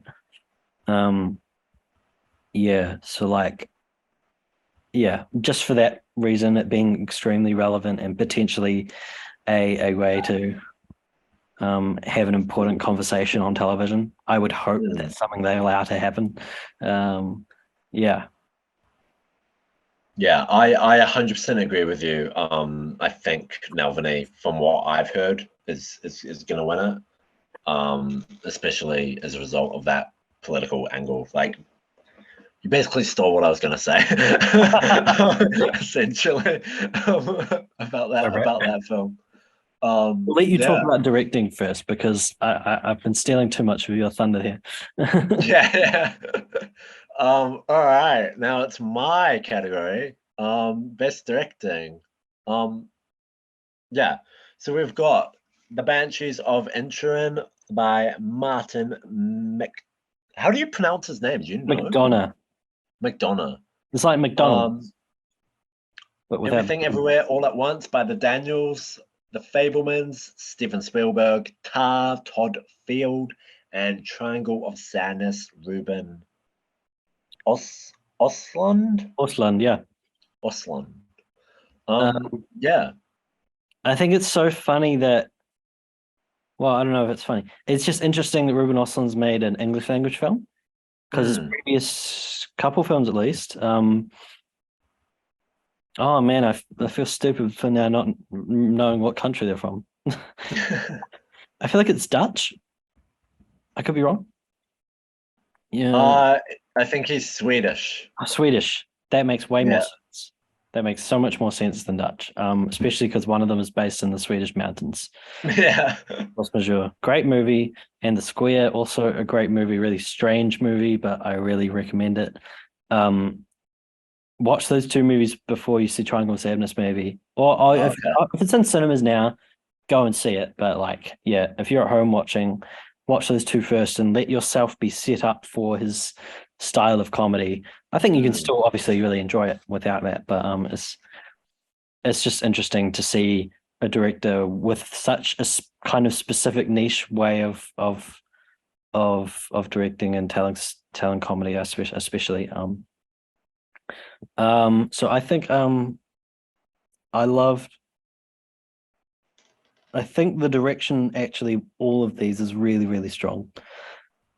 Sorry, I said you were going to talk first. You talk first. God. Yeah, so I've seen Banshees, everything, and The Fablemans. I haven't seen Tar or Triangle of Sadness. Um, yeah. I think for me, it's gonna go to the Daniels. Like, I don't see it not going to them. I think Yeah. that their direction and everything was like the strongest. Especially with what you were saying in regards to editing with the editing and stuff as well. Mm, And in the editing category is what I should say. yeah. Um, that yeah, I don't. It's just yeah, it's just one of those films that like because sometimes they do split the category, the Academy. Like they'll give Best Picture to one film and then they'll give Best Director to another. Right. Yeah. I mean, So maybe it's a it's not year that like they that make happens. I a don't know, but it's not like they make a collective decision on that. But I guess what you're saying is like an individual a voter might specifically not choose their favorite directing for Best Picture or vice versa because they feel like they've already given them award yeah, for one. So I can understand that. Yeah. Well, I think personally, everything is more likely to win directing than Best Picture. I mean, okay, you could say statistically because there's more nominees for Best Picture. But yeah, that's a but good point. also, yeah, I feel like you were saying, like I was saying before, probably one of the strongest, if not the strongest aspect of this film is the directing. Um, but like I was saying just before, I think the directing of all of these is really strong. I really, really think Martin McDonagh has a strong chance as well. I feel like maybe it's Mm, not been talked about that much, or maybe it's not that got that much buzz, so maybe it doesn't have a strong chance. But in terms of like the quality of the filmmaking, um, yeah, I think Banshees was really, really strong from that perspective as well. mm. Fablemans, probably my favorite thing about the Fablemans is the direction, especially Love. Sorry, did you say you'd seen it? Yeah, I have seen it. Yeah. You know, the Yeah, scene at the beginning with when he's playing with the trains and stuff. yeah, yeah, yeah, yeah. Love that scene. And actually a lot of that is in the editing of that scene as well, but it's obviously set up in a very specific way. And I mean Spielberg, as you see in the movie, started off as an editor. So I think that's why some of the best directing probably comes from people who have experience in editing because they know how they're going to put it together. So they know Mm, um, exactly how to shoot it. And I think, yeah, that scene was really effective in the way it was shot and put together. So props to that one. Tar has some really good directing, I think. There's at least one scene in particular that was really impressive on a technical level of how uh far they went with that scene in terms of the blocking and the choreography within it, with actors and the camera movement. mm. So that was a really interesting thing, but I feel like that's kind of one of the examples where it's like there's only one scene I actually remember being really good. Overall, I actually found Tar really, really boring. Um, so so I don't think it will win, but there's some really strong aspects to it. Yeah. I mean, I just had a quick look, and the Daniels did win at the Directors Guild. So I think that gives them, you know, some because a Yeah, lot of the directors, a lot of the time, the people in the guilds are also voters yes, yeah, in their respective area in the academy. So that's usually why yeah, it's sometimes a good indicator. yeah, that makes sense. I haven't chosen my official winner, have I? My heart tells me Banshees. Yeah. I personally feel like that's the strongest. But I think you're right. I think everything's gonna win it. Mm. Like maybe I need to watch everything again because I'm trying to remember like how intense of a film it is. It does a lot Yeah. in terms of where it goes and what it does with camera and visual effects and everything. So yeah, maybe I'm stuck between those two. I think it's most likely to win for sure. Yeah. maybe I can't officially choose a personal favorite just because I need to see both movies again, probably. Hmm. Should we move on to the next category? Yeah. So costume design then. Nominees are Mary Zophres for Babylon, Ruth Carter for Black Panther: Wakanda Forever, Catherine Martin for Elvis, Shirley Kurata for Everything Everywhere All at Once, and Jenny Beavan for Mrs. Harris Goes to Paris. Not shocking, I guess. I shouldn't be shocked that a movie that is about a lady that wants to buy dresses and make dresses or something is nominated for costume design. Yeah. Because I guess even if the characters never wear the costumes, it's still a costume that was designed. Yeah. Yeah. So so you've got a lot of dresses. You're going to have a higher chance of being nominated. Um, I th- I think this is between Babylon and Black Panther for me. Yeah. Uh, Yeah. I mean, I guess Elvis has a lot too, but that's because it's a period piece and it has to, you know. Mm. Well, I guess Babylon. I actually don't know enough about Babylon to know when the heck it is set. I believe it's set during the 1920s. Oh, okay. There you go. Yeah, I think. And there's obviously a lot of costumes in it. Um, Wakanda Forever obviously has that edge to it still. Mm. But I'm trying to think about costumes in that film. Um, I think the thing with that film is that a lot of the costumes are like repeated along lots of characters. You know, Mm. like you've got big armies or a group of dancers, but they're all kind of wearing the same thing. So I Mm. don't know if there's more edge to Babylon because every character has a different costume and stuff. Actually, just thinking about that, Everything Everywhere All at Once has instances of the same character Wearing very different costumes because of the existing many multiple multiverse. times Yeah. and having different costumes because of that. So I hadn't actually thought about that side of it. So that's probably a stronger contender than I had thought. I'm Mm. personally just going to say I think Babylon will win. I'm just going to go out on a limb and saying, just from the visuals of what I've seen, it Yeah. looks like there's a lot of costumes and a lot of that I think is a big piece of the film. You know, like for Everything Everywhere, it's like yeah, it's a big part of the film, but it's not what sells. It's not like the thing that makes that film as strong as it is. I guess Mm. that's kind of what I think for a lot of these character categories. It's like what Which pick is the one that sells? Like, is what makes this film stand out the category that it's nominated in? exactly? Yeah, yeah, pretty much. Yeah, that's your thinking. Yeah, which So that makes sense, definitely. so that's why I'm kind of a pick Babylon. I don't know if I have a favorite. Maybe my favorite's Everything Everywhere now that I think about it. Um, Yeah, because the daughter has some really interesting costumes yes, yeah, about it. particularly yes. Yeah. Yeah. So like I don't know if it's a situation like when we were talking about the hair and makeup category.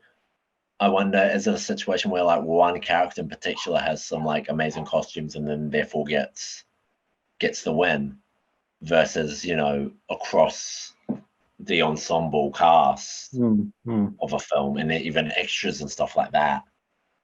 Because I believe that the first Black Panther won. Did it Yes. win costume? I want to say, or it won something. It won production design or something like It that. won score. I want to say it won score in costume. Yeah. Yeah. So I wonder if that gives it. Well, I wonder if that helps it, or if it Or if it hinders it, doesn't because help they it. say, well, the original film already won Best Costume. Yeah. Costumes are the same or very similar. So why would I vote for it? Yeah. Yeah. Yeah. I'm gonna have to agree with you. I think Babylon's gonna win it just because it's got that 1920s vibe going for it. Hmm. And again, Baz Luhrmann sort of known for that type of movie. You know what I mean? And like he's very much known for his scale. You know what I mean? And a lot of the Yeah. time, the Right. scale is created through things like costume Hmm. and production design and stuff. You know what I mean? Like you think of those types of movies, that's sort of what the selling point of them is. So yeah, we're another category where we're in agreement. I feel like we've been in agreement a lot. Have we? Yeah, probably I more feel like than we we have usual. been. Yeah. All right, moving on to cinematography.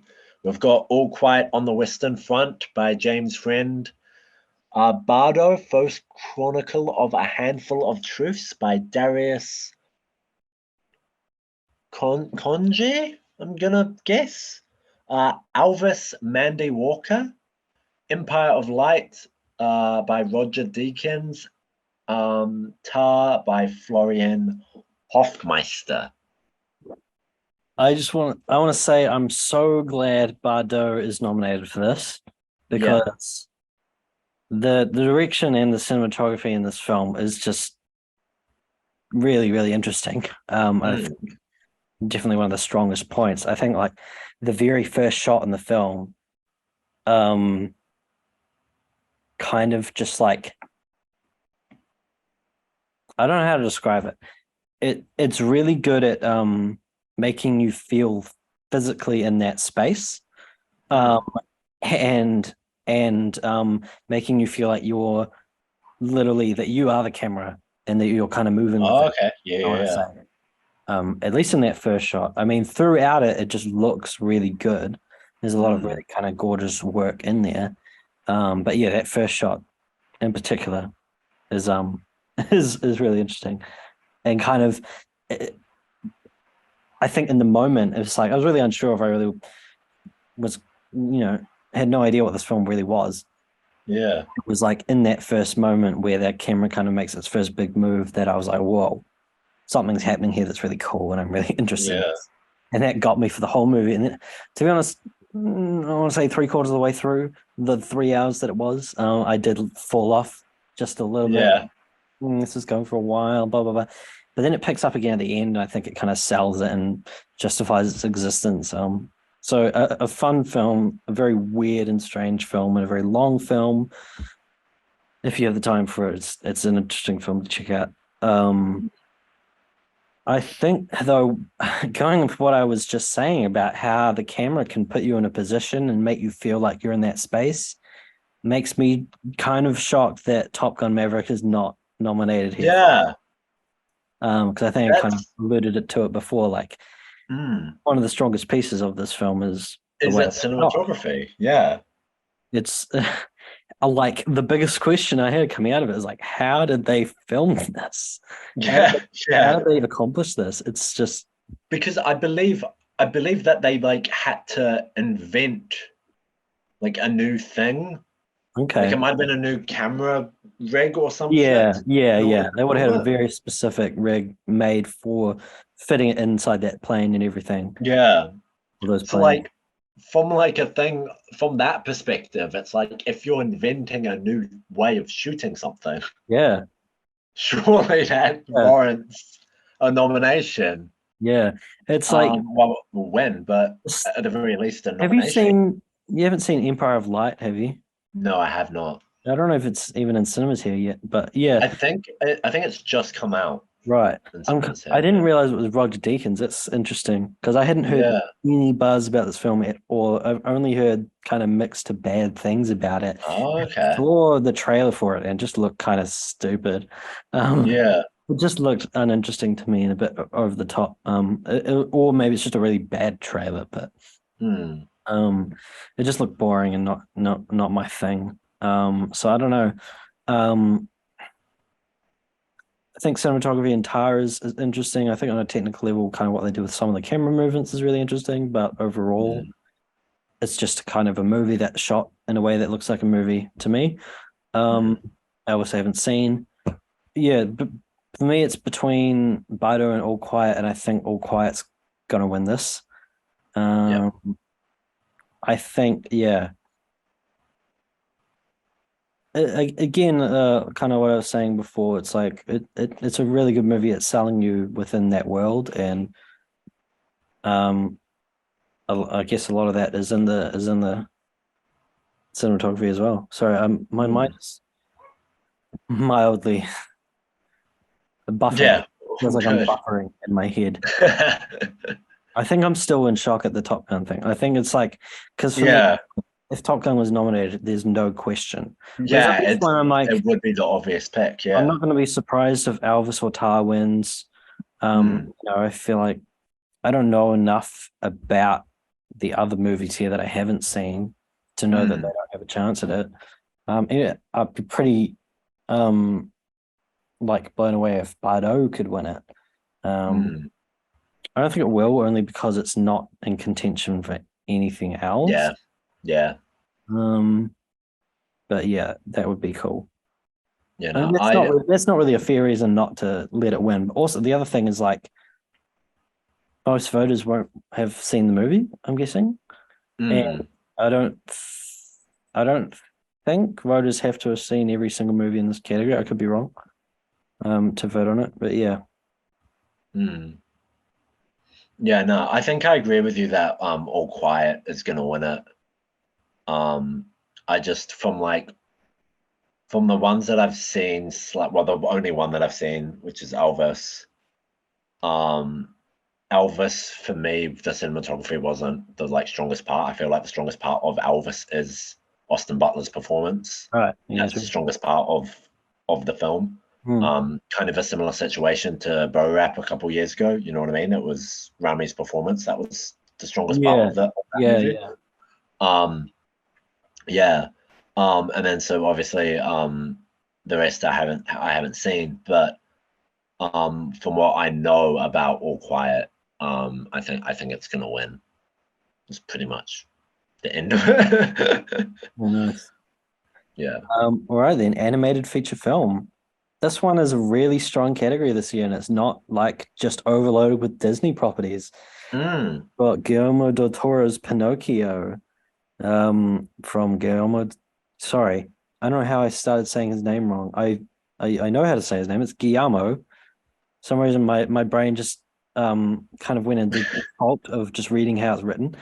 Guillermo del Toro's Mark Gustafson Gustafson, uh Gary Ungar, Alex Buckley, Marcel the Shell with Shoes On by Dean Fisher Camp, Elizabeth Holm, Andrew Goldman, Caroline Kaplan, and Paul Measy. Puss in Boots: The Last Wish by Joel Crawford and Mark Swift. The Sea Beast by Chris Williams and Jed Schlanger. Nice name, I like that name. Turning Red by Domi Shi and Lindsay Collins. Yeah, the only one I haven't. Oh, sorry, I haven't seen Sea Beast or Turning Red. Um, but the only one that to me I can't imagine being anywhere close to winning is Sea Beast because it kind of looks really cheap. It's like this cheap kind of Netflix thing, but it also Mm. looks like it's just a rip off of How to Train Your Dragon. So I'm kind of Okay. surprised it was even nominated, but maybe it's different to what I expect. But yeah, Mm. which ones have you seen?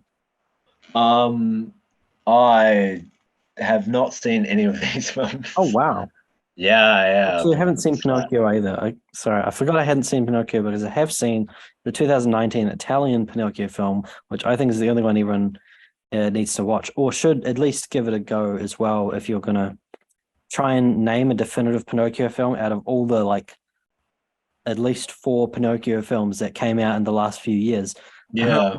which is just strange and crazy. But yeah, I recommend checking out the Italian one. I think it's really cool. Um, Cool. I just don't care enough about Pinocchio to watch another Pinocchio movie now. So I Yeah. haven't watched it. Marcel the Shell with Shoes On is one of my favorite movies of last year, and Mm. I'm really glad it's nominated. I think the only thing that will let it down in this category is that I don't know what percentage of it is considered animated.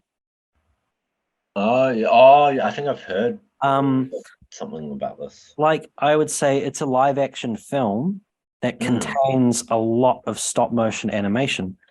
Uh, Right. but yeah, so it's not like a 100% animated, like all the rest of them are. So I don't know if that really is taken into consideration by voters Mm. or not. But I think it's always kind of difficult to know, like, are we judging the best animation or just the best movie out of what's nominated? Yeah. If I'm judging what's just the best movie, it's Marcel, no question. I don't even have to see Turning Red to know that it's not going to be as good as Marcel the Shell with Shoes on. Mm. Um, I'm really excited to watch Turning Red. I do want to watch it. I think I haven't watched it because it didn't get theatrical release here, and I really hate Disney for doing that. Eventually, it was cheap on iTunes, so I bought it. I just haven't got around to watching it. Um, but yeah, Puss in Boots is also surprisingly good. Mm. So that's also worth checking out. I don't think it will win. I think it's between Pinocchio and Marcel here. Probably because those two are the most unique animation. Yeah. Everyone's seen Shrek and Pixar movies. It's like on an animation level, they're not really doing anything crazy amazing. It's not like Into the Spider-Verse where you've got this kind of really Yeah. fresh take on an animated movie, which I think, I mean, to be honest, there's a lot of actually there is quite a lot of, I'd say, fresh work in Puss in Boots, but it's not fresh enough compared to Mm. those other two that I would say it has the edge because of its animation style. It's really good, but it's a kids movie. I mean, not to say being a kids movie doesn't mean it should win. Most years it's just a Disney, Mostly it does go to a kids like movie. Toy Yeah. Story or whatever. But Yeah.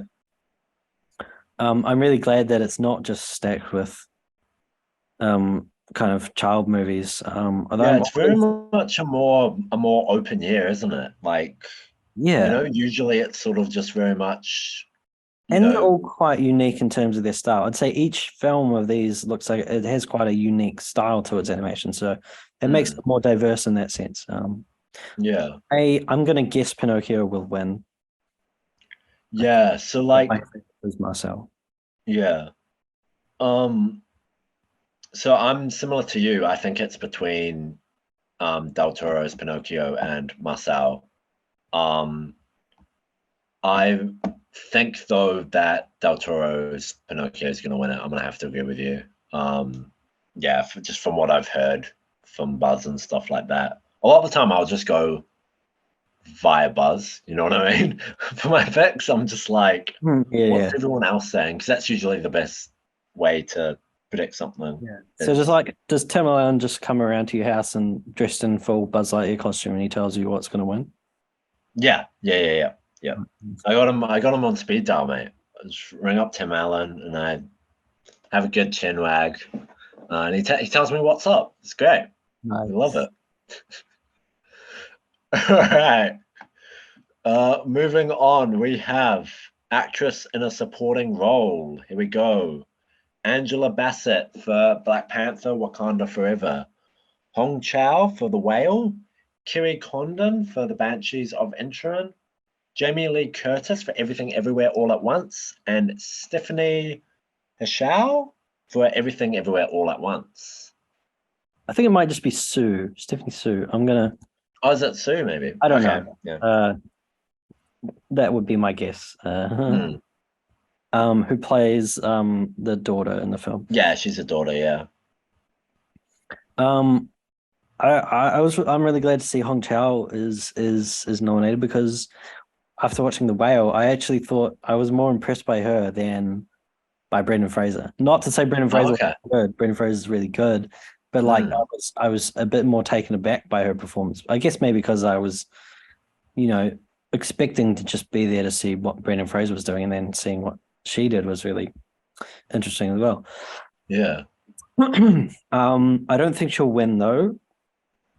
I Hmm. would personally say I think Angela Bassett is going to win. Um, Yeah.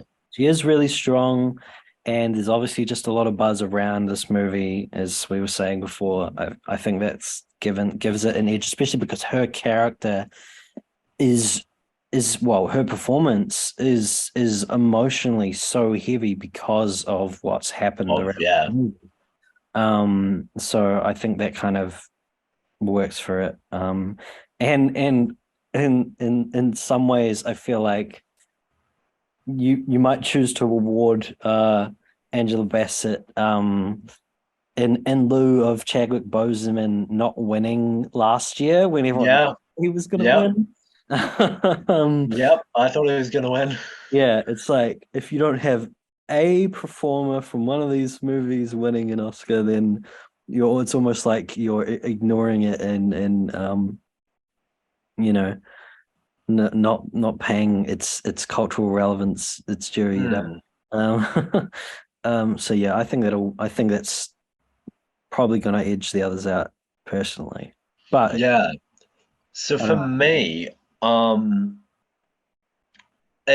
something of note is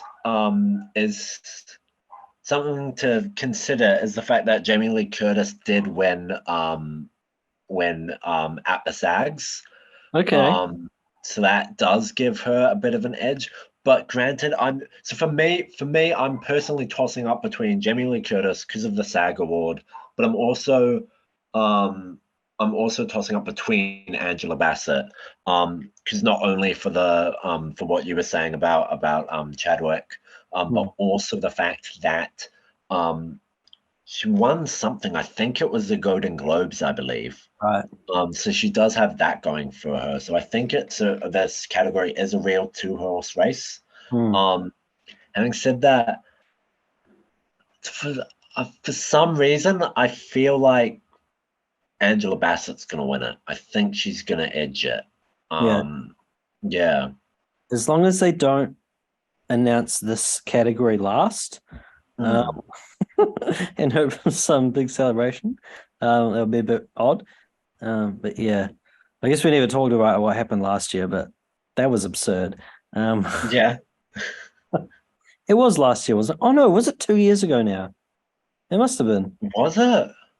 Yeah, because Oh, I have no idea. last Yeah, year, last year was Will Smith. yeah, Yeah, it was 2 years completely ago different now. Oh controversy. my They got to goodness. have a controversy every year, though. That's how you make Oscars. Yeah, But yeah, oh my God, of course it was 2 years ago. It's been a while, unfortunately, since we lost Chadwick. yeah. Yeah. Um, yeah, I still think it's one of the most funny how stupid that decision was. And also just how kind of offensive it was towards Olivia Colman and Anthony Hopkins, because the plan was for her to get up and do a speech, but like as soon as it was announced he won, they just like ended the show and they're like, all right, goodbye, Yeah. because he wasn't there. And so there was just an announcement saying like the Academy accepts the award on his behalf or something. Like Olivia Colman didn't even get to go up to get it.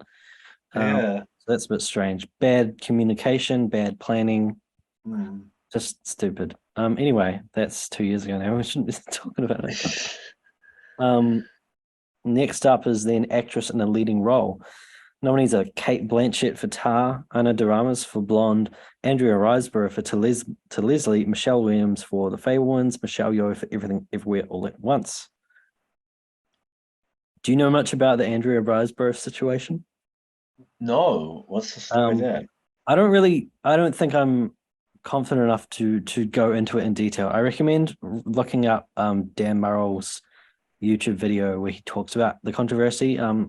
He explains why there's a controversy, and to me, I'm just like, what? This makes no sense. Basically, in the most basic way I think I can say it is, the Academy is really anal about how a certain person can get nominated and specific rules around what that person can and can't do in terms of the way that you get the word out. Most people have these like fancy dinners with all these people in the academy and they try and basically schmooze their way and pay their way Yeah. with massive advertising campaigns to Mm. get nominated. And Andrea Riseborough, it was like one of her friends or something basically just started a social media campaign, and a few people who had seen the movie just talked about it on social media, and it was enough to actually get a nomination. Oh, And people were up in flames because she didn't do it the proper way and didn't yeah. oh follow all the rules or whatever. It's like, man, we're nominating somebody based on their performance, not based on how they told us about the movie, you know? Yeah. And probably in a lot of cases, it's a really small, like independent film. Most people just probably haven't seen the movie, so they're just angry for no. Yeah. I think there was like a couple people that were considered snubs, like Viola Davis and The Woman King wasn't nominated, and Mm. somebody else I can't now remember from another movie, but there were definitely two actors that were strong in contention that weren't in this race. In terms of what I've seen, though, I've seen Tar, I've seen Fablemans and everything. I really, really liked Michelle Williams in The Fablemans. I think she was a really strong part of it. And to me, Mm. she was actually the emotional core of the whole movie. Um, so I don't think I don't have that gut feeling that she's gonna win.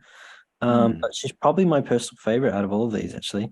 Um, I haven't seen To Leslie. I really want to see that. That comes out here in a few months, maybe. Um, Kate Blanchett is definitely really good in the movie. I just really dislike her character, and I think the overall movie being boring and her being a really kind of a frustrating character. It means she played the role well, but it makes Yeah. it harder for me to be say that she's my favorite. Um, Mm. but I wouldn't be surprised at all she won. I think she's really actually. I would say out of these, I think she's the most likely one to win Yeah. from my perspective personally. I know Michelle Yeoh's got a lot of buzz around her, and has had a lot of buzz like for ages. Yeah. Um, I don't know. What are your thoughts? Yeah. So for me, it's um. So I haven't seen To Leslie or Tar. Yeah. Um, I was I tipped Anna de Armas to get a nomination. As soon as I watched Blonde, I was like, she's going to get nominated for an Oscar. So I Okay. was very proud of myself for tipping that. Um, Right. however, Blonde as a movie though, isn't a very good movie. I think it's I got didn't too like much it. controversy around it for them to give it an award, right? Yeah. And it's also just that. I mean, Anna was good in it, like her acting was good in it, absolutely, but it was just very poorly handled. Like the subject matter of it was Right. very, yeah. There Okay. was a lot of weird moments. Like they had one moment where they did um, the famous white dress moment Yeah. Yeah. with the events shoot. Yeah, so Yeah. they had like a shot where they like panned up her legs, Okay. but they like cut it, and so it like repeated the action like 7 times or something, and it was Really? just really like Hmm. objectifying, and Yeah. it was just a bit ew. Um, Yeah. yeah. Yeah. Um, but I think for this category personally, I think it's between Blanchett and Michelle. Yeah. Yeah, for Everything Everywhere All at Once. Um, because Michelle did win it for at the SAGs. Okay. She did win it at the SAGs. Yeah. But I just for some and so as a result of that, I'm gonna give it to Michelle Hmm. to Michelle Yao for I I'm struggling to remember like some notable scenes from Michelle in that movie. Um, because she's like I think she's the main character, right, of the movie. yeah. Um, but like everything happens to her rather than her doing a lot is my memory of her role in Mm. the film. Um, yeah.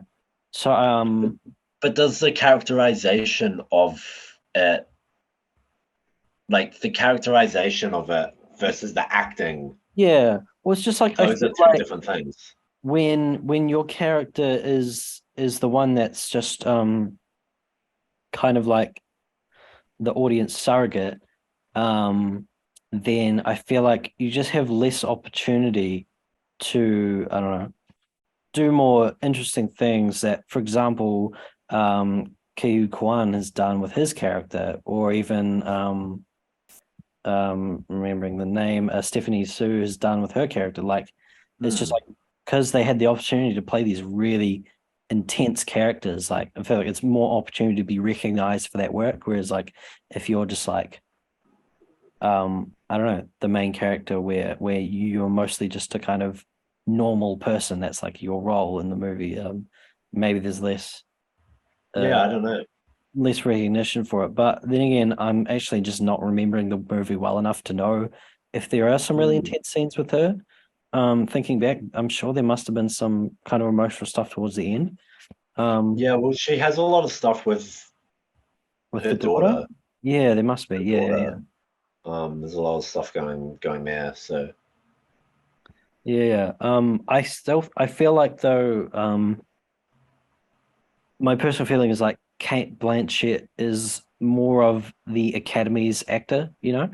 yeah. Um, and a performance like that from someone like her is, I feel like, more just what most of the Academy regards as good acting. Hmm. Anyway, yeah, it's hard. Yeah. It's always hard to judge these ones, but Yeah. All right, moving on. Is this yours or mine? yours now. Yeah. Is it mine? Yeah. Okay. Actor in a supporting role, we have Brandon Gleeson for the Banshees of Inisherin, Brian Tyree Henry for Causeway, Judd Hirsch for The Fablemans, Barry Keegan for The Banshees of Inisherin, and Ki Hua Kwan for Everything Everywhere All at Once. Yeah. Also a strong category. I think only one I haven't seen is Causeway. Actually, I've never heard of that. Um, I think it's really interesting that Brendan Gleeson is nominated for support. Well, actually, I guess he has to be. But like he's got almost just as strong of a lead role as Colin Farrell does, but I guess he's just slightly off to the side. So for leading and supporting, a lot of the time that is a strategic move from the Yeah, from the uh in terms of like when they do production the company. yeah Like they they basically get to pick. They can put a lot of the time they will put a leading actor in the supporting actor category, because they think that they have a better chance yeah. So of what I winning. actually learned, I think it was earlier today. I was watching Dan Murrell's video on the Explainer. The production company basically they do these for your consideration campaigns, right? Yeah. And so they say Brendan Gleeson for your consideration for supporting actor, and so that's probably what most people will take into consideration. And but what he was saying in this video is that the Academy members within, I think there's in this one there's I can't remember if there's a select committee or not. No, I think it's just the Academy members within within the Actors Guild or whatever, the Actors section of the Academy, actually make the decision on whether or not it's supporting actor or a lead acting role. So Oh, I think really? it's like the studio really pushes it for one or the other, but that doesn't necessarily mean it will go that way. And the example he pointed out with Lakeith Stanfield was nominated for Best Supporting Actor in Judas and the Black Messiah, even though he was in for consideration campaigns, they were pushing for lead actor. Um, so yeah, Oh, it can go interesting. the other way apparently. But yeah, I think Brendan Gleeson is great, but as a supporting character, I was more in love with Barry Keegan's performance, and I'm not sure I'm saying that name right. It seems like that, but my apologies Is if not. is Barry Keegan the kid? Yes, yeah. Ah, yeah, yeah. So I I mean, He won something. I think he won the BAFTA. oh, okay, right. I have really strong feelings about both Colin Farrell and Barry Keegan in this film being excellent performances, and Hmm. they really one of the things that sells you on the emotional core of the movie. Brendan Gleeson's great. Um, um, but I don't know. It's hard to describe again, like with performances when a performance is like quite subtle, but like it's like very toned down and distilled and very. I guess it's not very dynamic. You know what I mean? Like Yeah, he plays a very um um kind of stubborn character, yeah, stays in that way the whole film. And yeah, so there's yeah. not a lot of things to go off. It's just like he plays one particular thing really well. It's kind of what I'm trying to explain now is kind of what I was intending to explain last year, but didn't really get across correctly when I talked about Benedict Cumberbatch in The Power of the Dog, where Oh yeah. I mistakenly said that his performance was one note, which is not really the right term to use. It's not that the performance is lacking in depth, it's that the character itself kind of, yeah, isn't as dynamic as some of these other picks. Yeah, That's how I yeah. feel about Brendan Gleeson. So I don't think he's going to win. I think it's much more likely to be Ke Kwan or Barry Keoghan. Mm, I think Ke Kwan just like has all the buzz. I'm pretty sure there's yeah. not even like that much consideration around him. Judd Hirsch is interesting because he only in the movie for like 10 minutes or something. That happens a lot. But he's like he Happens a is really lot. good in that couple of scenes that he's in. Yeah. And I think actually there's that scene where he has like a conversation with I don't know the main character's name, but Spielberg's character, you know. Um yeah, that's like a really intense, I think quite core part of the movie. So he's a big part of the movie in a small sense, if that makes Mm. any sense. Um so notable, but yeah, I don't think winning worthy. My gut feeling says Barry Keoghan. Okay. Um, mm, I think with everything everywhere all at once, it's a thing of if I'd watched the movie yesterday, I'm sure I would vote for it, but Yeah. I can't remember. I'm trying to remember. I can only really remember two specific versions of the character. He's like there's the excited kind of nerdy character, and then Yeah. so the when he was wearing like a tuxedo in the rain, and he's much more serious and still and stuff. Um, I'm sure I remember him being good, but it doesn't stand out to me as emotionally potent as what I remember from Barry Keoghan and Hmm. Banshees. So that's my pick. Interesting. Yeah. I mean, going off of the SAGs, Kwan is the one who won it. Right. So I would go with him Mhm. to win. Yeah, basically for that reason.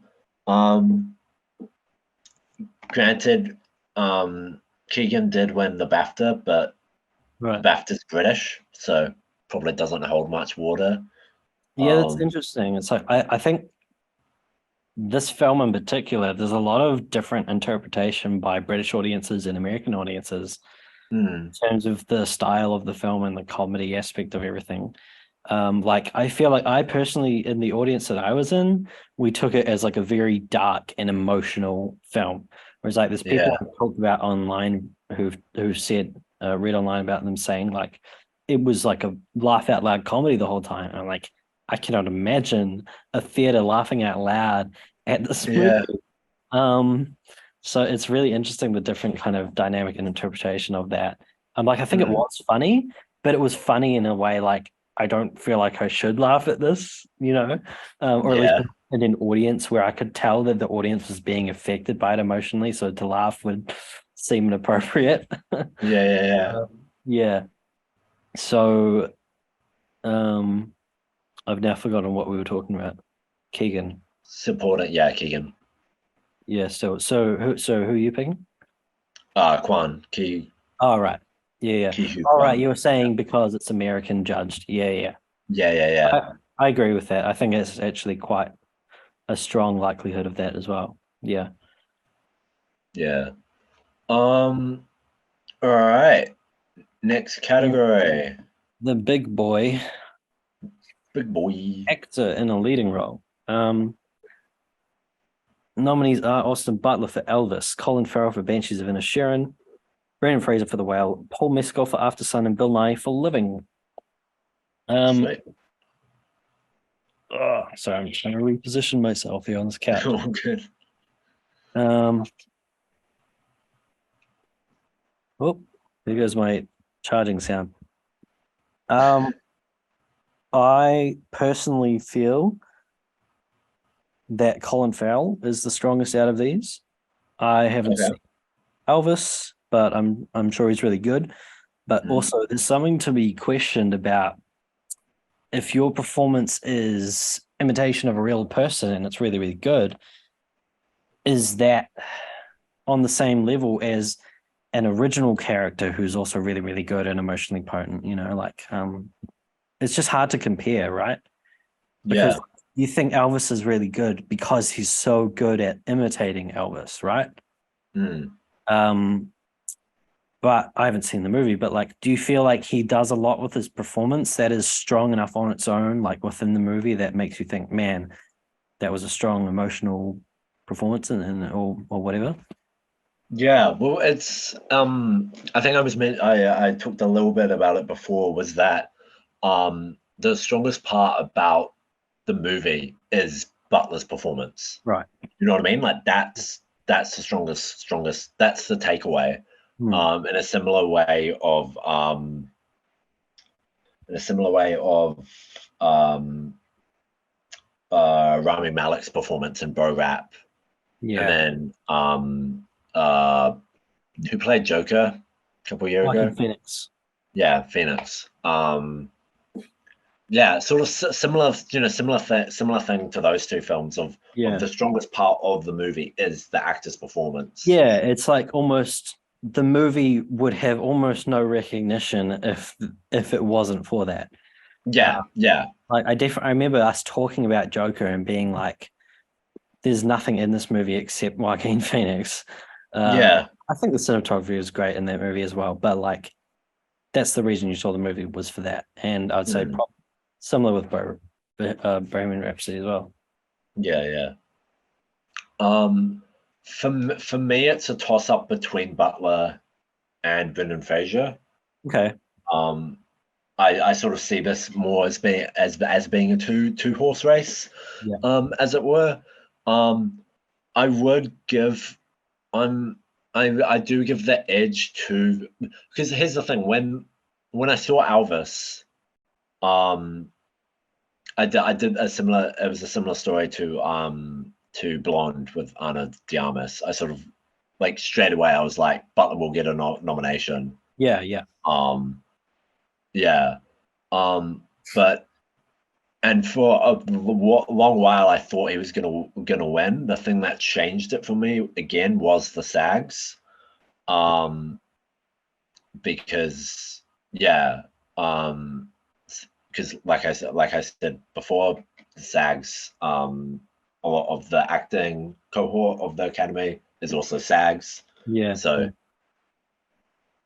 there's crossover there. So usually, a lot of the time, you can look at who wins the SAGs, and then you can that is a disadvantage advantage slash disadvantage of doing this so late in the piece is usually we don't Yeah. have the SAGs or Yeah. the various guild awards to Yeah. to base decisions off, which I like, because I like to be lazy and just look at SAG awards.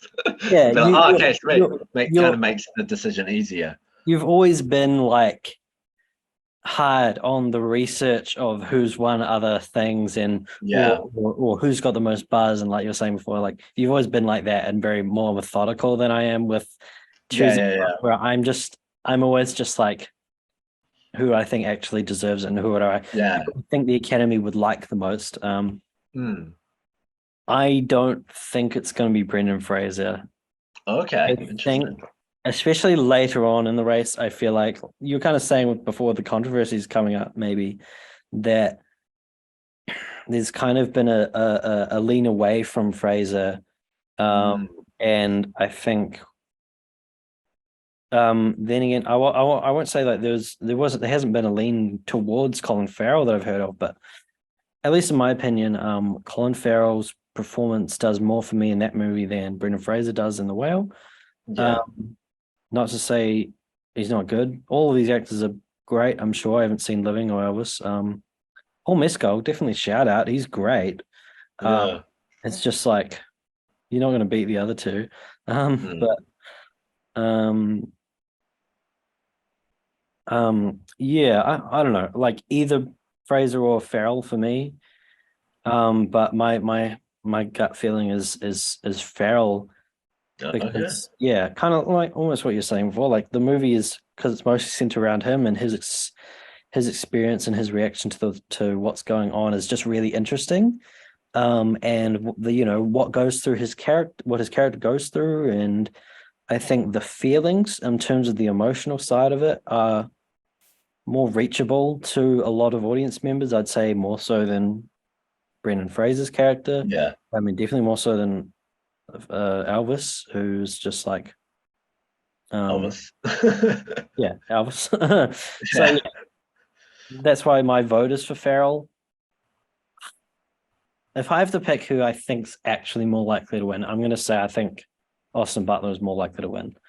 Only because Right. I feel like the way the Academy votes, and the type of film it is and the type of character, obviously, I Mm. think it feels more likely that he will win. But I would love it if Farrell could win. Yeah, yeah. I just wanted to add something, just going off of what you were saying before about like the difference between playing a original character versus like a real person. I Yeah. think that there's in some ways that there's almost a disadvantage in a way. One way of looking at it is that there's sort of a disadvantage of playing a real life person Mm, because people have that preconceived yeah. notions about the person that you're playing. You know Yeah. what I mean? While original, you sort of don't have that burden Yeah. as an actor. I think that's why, like, if you are nominated, it means you were really good at imitating that person, right? Yeah, If it's a really well-known person, like yeah, Elvis yeah. knows so well. So yeah, but then because it's so good, that makes you think, well, like it makes you more convinced that they're the best actor because they did one specific thing very, very well, which is imitating this character. And it's like, I don't know. Yeah, Mm. there's a lot, I guess, of minutia. Or what's the word? Um, Subtlety, I guess. Nuance? Oh, yeah, I was going to say like subtlety in judging an actor's performance, and it is yeah. kind of hard. It's really hard to Oh, say. yeah. I mean, Well, it's the whole thing with art in general, with any of these categories that we've been yeah, talking about, is because it's at the end of the day, film yeah, is incredibly subjective. You know what I mean? What yeah, I yeah, think good performance and what you think of a good performance is is probably yeah. And different. it's because like there's no box you can tick to say that doing this sort of thing is what will make you win. It's just yeah, it Yeah. really. Who did you get most impacted by, or who do you think was most convincing? Mm. Convincing, and even those two thoughts on their own are two very different thoughts. And if you think who is most convincing, well, you're going to go Elvis for Austin Butler for Elvis. If you were like, who are you the most impacted by? You might say Brendan Fraser or Colin. Yeah. Yeah. So on an individual level, everyone actually might just judge it differently. Uh, Yep. Yeah. so that's why I think Elvis is one, because I think a lot of people in the academy, the older kind of crowd, are probably more thinking about it intellectually rather than emotionally, and they're thinking like, Mm. this is the most convincing from a filmmaking artistic point of view because he did it so I don't know, in such a way that you feel like that the acting is like part of the, I don't know what I'm trying to say. It's like um a core piece to the, it's almost like a technical element within the filmmaking. Yeah. Yeah. Yeah. Yeah. As, in similar ways to like production design and costume design, it's like that's like a strong element in the making of the film that convinces you that it's real. So does Austin Yeah. Butler being so good as Yeah. Elvis. And like the emotional side of things on these other actors, it's like, yeah, they convince you that they're real characters, but um, they're not the thing that sells you that the world is real, I guess. Mm. Whereas maybe Austin has that edge to it. Anyway, that was a weird Yeah. ramble. Yeah. I don't know if that made any sense, but I think that's just kind of the way I'm trying to imagine that's how voters are thinking. So that's why I Yeah. think, Yeah. Yeah. All yeah, right. Lucky Last, Best Picture. Am I doing it or are you yep, doing it? yep. How about Am you I go doing it? first five and I'll Okay. read the second five because there's so many. Um, I'm just finding. Okay, cool. Scroll the way down to Um, P. yeah, I just had to find it. Yeah. All right, we've got All Quiet on the Western Front, by I think we've already read Malte all of these Bruner. names. What's up? Well, all these names have probably already been read in the other categories, so we can maybe just skip the names if you want. Okay, all right. So we got All Quiet on the Western Front, Avatar: The Way of Water, The Banshees of Inisherin, Elvis, and Everything Everywhere All at Once. The Fablemans, Tar, Top Gun Maverick, Triangle of Sadness, and Woman Talking. Lots All of right. names. I don't like that they've changed it. I think they only changed it this year, maybe it was last year. That now there has to be 10 films nominated. Mm. Not to say, well, actually, because I will say at least one of these films I don't think Which one? should be in contention at all. Can you guess? Uh, well, you haven't seen Elvis, right? Yeah. I can't judge it Um, because I haven't seen it. So yeah, because you haven't seen it. it's something I have seen that definitely I don't feel like is a good enough movie to be Best Picture nominated. Was it Tar No, or Avatar? Avatar. Uh, Actually, ah, also I would also I almost got there. I'd almost say Tar as well was like I didn't like it enough that I would think it's really Best Picture nominated worthy, but a lot of people really love it, so Hmm. I'm not surprised it's on there. Avatar is like it should get an award for accomplishment in film, maybe at best. Yeah. Um, but Best Picture, yeah, I did not like the movie. Really, I read my Letterboxd review. I think I Letterboxd.com did. slash the real close. I was quite scathing. Yeah. I think You it's were you were a lot more harsh about it. Um, it was interesting because I didn't very much like it as well. yeah. But like I would have given it like a 4 out of 10 probably, and then you were giving it like 1 out of 10. Well, I rate it out of 5 stars. I think I gave it a 1.5 out of 5 stars. So Okay, so that'd be like a 3, yeah, right, out of yeah. 10. Yeah. If I was rating out of 10, I would give it a 2. But that's a whole different conversation about in star ratings and out of 10 ratings. I don't think it's necessarily as translatable as some Well, people. the big issue with it is that people have a different what does a 5 out of 10 mean to you versus me, what it means to me. Yeah, Like yeah, exactly. There's that's a also whole that, other of thing. course. Anyway, that's a whole other thing. Point is, I didn't really like it, is what I was Yeah, trying to say. yeah, yeah. Um, I think it's yeah, kind of so we're kind of in nominated agreement. because of what it is, it being a big movie that's come out after so much time and anticipation. Hmm. Yeah, I think it's why it's nominated. I think it has a chance at winning. Yeah. I think it's silly that it's nominated. It's probably if we weren't limited to 10, if we weren't restricted to having to have 10, I don't know Hmm. if it would have won, been nominated. I mean, Yeah, yeah, yeah. I can't remember how it used to be, but it used to be based on like how many people nominated it, kind of decided. Like you had to be certain, was it over 5% or something of people had to nominate it I don't, yeah, I for have it no to get idea. in the top, and then in some cases between 5 and 10. So some cases it was like Yeah, because it was 8. up till 10. It got moved up till 10 in like after like 2008, I want to say. Right. Um, yeah, because before that it was just 5, like every other category. Yeah. Um, yeah, As for what I think's going to win, obviously there's a lot of discussion that we've already had about most of these films. yeah, My personal favorite and what I think is the best film on this list is All Quiet on the Western Front.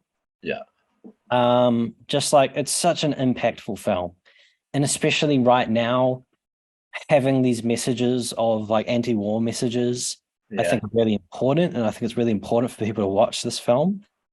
So that's why I think it's the strongest film. It was the most emotionally impactful for me. Um, but I think Everything Everywhere All at Once has a really, kind of surprisingly strong chance of winning this as well. Mm, Yeah. yeah. But my personal pick and what I think I'm gonna actually guess that it will win. I think Yeah, I'm gonna surprise a lot of people, but I think it's got enough people who really love it. And I yeah, think yeah, it's yeah, gonna have that same kind of they want it to be impactful and they want it to have the impact that it deserves to have. Yeah. yeah. Yeah, I mean, I think you already know what I'm gonna pick. Everything? Yeah. Yeah, I figured. Yeah, I mean, same thing that I've been saying like all night really. Is from what I've seen, like it winning, Hmm. it's the buzz and just what Yeah. it's been. I I would think just yeah. it's the front runner. A small part of me would be disappointed in it winning because it's hard to describe. I don't know if I'm just projecting of the thoughts of my general attitude changing over the last year and so around Yeah, these kind of more zany comic booky kind of movies.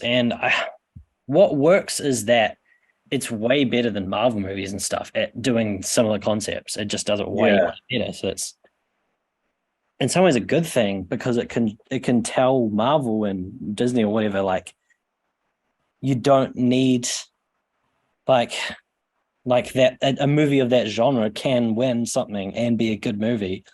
yeah, You know, so I don't know what I was saying there, but yeah. So in some ways it would be really cool if it wins, but also like I think there's more important stories being told in these other ones and more impressive filmmaking in some aspects. I mean, everything's mm, really impressive as well. It's a toss up. I don't really. It's really a flip a coin for me. Like I don't think any one film necessarily is the best. It's so yeah, yeah, different, yeah, so it's hard to judge. But yeah, I'd be yeah. surprised if anything other than those two movies wins. Oh, actually, Banshees. I would say Banshees. I think is really really good and definitely deserving of a win. It feels more like the Oscars voters kind of a win, but Right.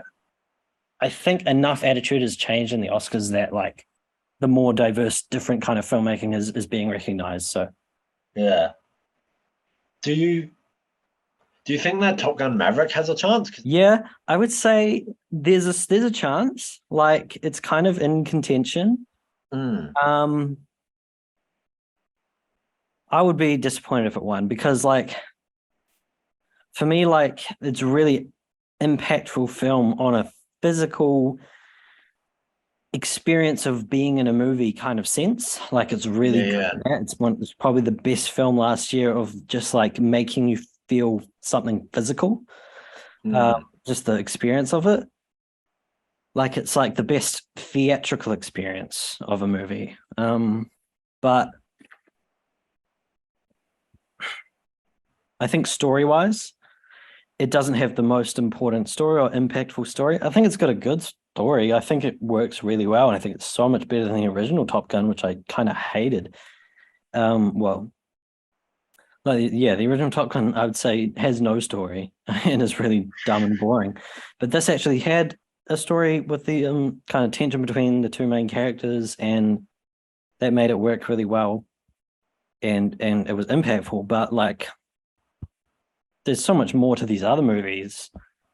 Banshees and Quiet on the Western Front and Everything All at Once all have really strong emotional cores, I would say, that I think yeah. bring them towards being much stronger picks. Uh, Mm.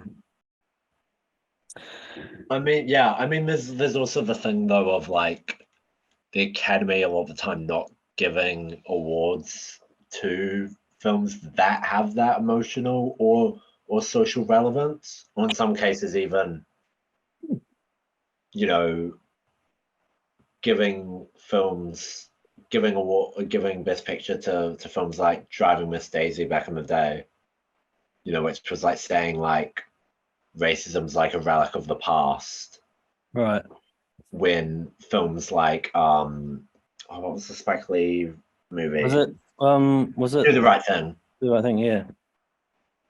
which was like saying like the opposite message, like it's still an issue, it's still Yeah. something that we need to contend with as a society. Yeah.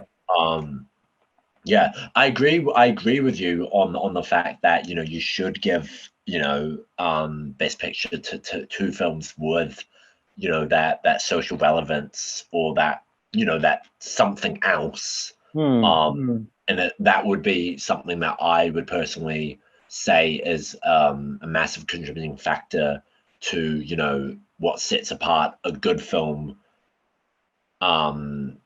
a good film from a great film, So, but Yeah, yeah. Yeah, so what do you think that means for winner?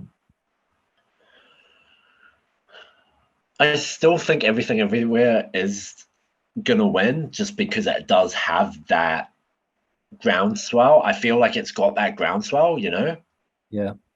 For me, it's like Everything Everywhere feels like the type of movie that Academy voters would normally not pay attention to and would not be interested in. So Mm, I feel like there's enough Academy voters that are not going to consider it, that it's going to mm. be very low in a lot of, it might be really high in a few people's lists, but I think Yeah, you think it's going to be there'll really be a low. lot of variance? Yeah, I think a lot of people are going to rank it 10th, yeah, because they didn't care for it or don't care for that type of movie. mm, And that will be a huge disadvantage because, yeah, the way the rank voting works, it's like yeah, it's almost more about it's more the ranking of it is more important than what you put in first place. yeah, yeah, Cause it's kind of hard. Like every system has its flaws, but like it seems a bit odd because um like if you have a favorite movie, I feel like you should be able to say like this favorite movie is worth X amount more than even my second favorite movie. I mean, yeah, it's not everyone's different, but not everyone everyone will be different. Like some people will be really tough to decide the top two, and like some people will be like, it's really obviously this one. So I don't know. I guess mm, there's no perfect system. yeah, Um, but yeah, it's if a lot of people don't care for or just think it was a mere kind of 5 to 10 ranked movie, then it's got a much lower chance of winning. So that's why I think something like Banshees of Inisherin has, or even like The Fablemans, has a better yeah. Because chance. it will be getting a lot But less yeah, I think variance a lot of of that people rank. are going to rank those movies between 1 and 3, Yeah, because they're like Banshees is just really good movie on basically every level. mm, Fablemans is a classic Hollywood story. yeah. It's a Especially it's a movie. It's a movie about movies, like yeah, so it's like it's definitely the type of movie that a lot of voters really like. So 100%. Yeah, I wouldn't even be surprised if it won, but I'd be kind of disappointed because I thought it was not the best of these movies for sure. yeah. But All Quiet for me, kind of, I'm having the same vibes right now as we had with Parasite a few years ago, Okay. where it's like, international picture, Mm, and everyone who's seen it recognizes that it's a great movie. I think like the weakest element is that not enough people have seen it, right? mm. Um, whereas I think more people have seen everything in Fablemans and Top Gun, of course. Um, so yeah, but what I'm getting is the vibe that word has gotten around, that it's something to go see, and people have easy access to it at least because it's on Netflix. So Yeah, it's not like there's any difficulty in people watching it. So I think it's got enough eyes on it now that I think yeah. it's got a really, really strong chance at taking it out. So that's what I'm going to pick. Fair enough. Sweet. And it's the Oscars. Yeah. Another Definitely year. a really strong, a really, really strong year this year, I think. And also a year where I think I've seen more nominees than any other year. Yeah. Elvis is the Yeah. only BP nom I haven't seen. Oh wow, yeah. Yeah, I'm sitting at like 6 out of 10, I think, on Best Right. Picture. Okay. Yeah, yeah. Yeah. There's a good Like, amount that I just didn't get around to seeing. yeah, like in terms of what I would recommend people go out and see, please definitely see All Quiet on the Western Front. Please see Yeah. Banshees. Please see Everything Everywhere All at Once. Please see The Fablemans. Well, actually, I'd say if you're into film, go see The Fabelmans. If Yeah. because it's really interesting for people who like filmmaking and just love film and watching lots of different movies and stuff. I think it's got some good stuff in there. It's probably a bit, I guess it's a bit less conventional, but there's some really good stuff in there in terms of like family dynamics and relationships and stuff. Yeah. Oh, I think 100%. it's worth checking out. Tar, I don't personally recommend, unless you're like a big fan of classical music, you'll probably like it. If you're a very snobby person, especially in regards to music, then I think you'll like it because it kind of, yeah, it's that type of movie. Who hasn't seen Top Gun Maverick? The problem now is that I don't recommend watching Top Gun Maverick at home. I'm like, that's a movie you have to see in a cinema or Mm. in a really good, like in a nice like home theater setup. Yeah, yeah. Yeah, if you don't have a big screen and like external speakers, ideally in surround sound, because there's a lot, like what we were saying, in the sound that really sells you in that movie. Mm. Like, yeah, I almost didn't even go see it. I think I remember at the time, like, I really hated the first movie. I was like, how would this be any different? Yeah. So many people loved it. And then what convinced me was Michael saw it. Um, Yeah. with name And then said it Michael. was And good. I do respect a lot of his opinion, and I was really Yeah.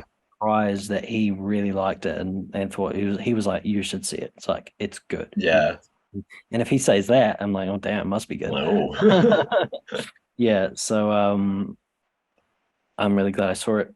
Because yeah, it was so impactful just in terms of that Mm. cinema experience. Um, but yeah, like if I'd watched it at home, I don't think I would have had the same impression at all. Yeah, Um, yeah, yeah. yeah.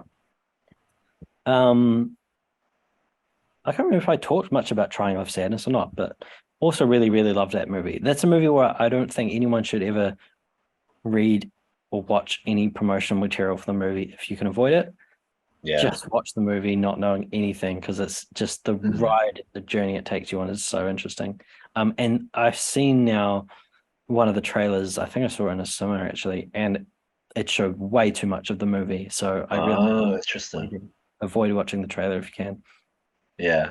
Um, and yeah, Women Talking, I also recommend. I think it's a good movie. Like I said, it's very dialogue heavy, but like it's good. It tells an important story, I think. Yeah.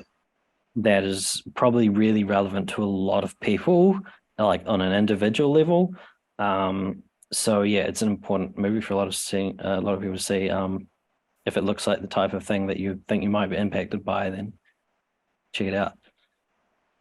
Yeah, that's what Sweet. I. Um, Here's a question that I think is a great question. That there was some questionnaire I was doing where someone was saying like, "What's a movie that was not nominated for anything in any of these categories that came out last year that you think was really good and you want to recommend?" Oh, If I you still remember what actually came out even last year that I movie, saw. Um, Hang on. Do you have anything that comes to mind? I do. My favorite movie that I saw last year, it's technically a 2022 film, but I think only from like festivals in the year. Um, is a Belgium French language film called Playground, and Okay. that was really impactful for me. Just like the direction and the performances, mostly because it's mostly centered around this like literally 5-year-old girl. Um, and it's about like her first week at school, kind of, or that time period. Um, and it's just really like amazing to me how relatable the film was.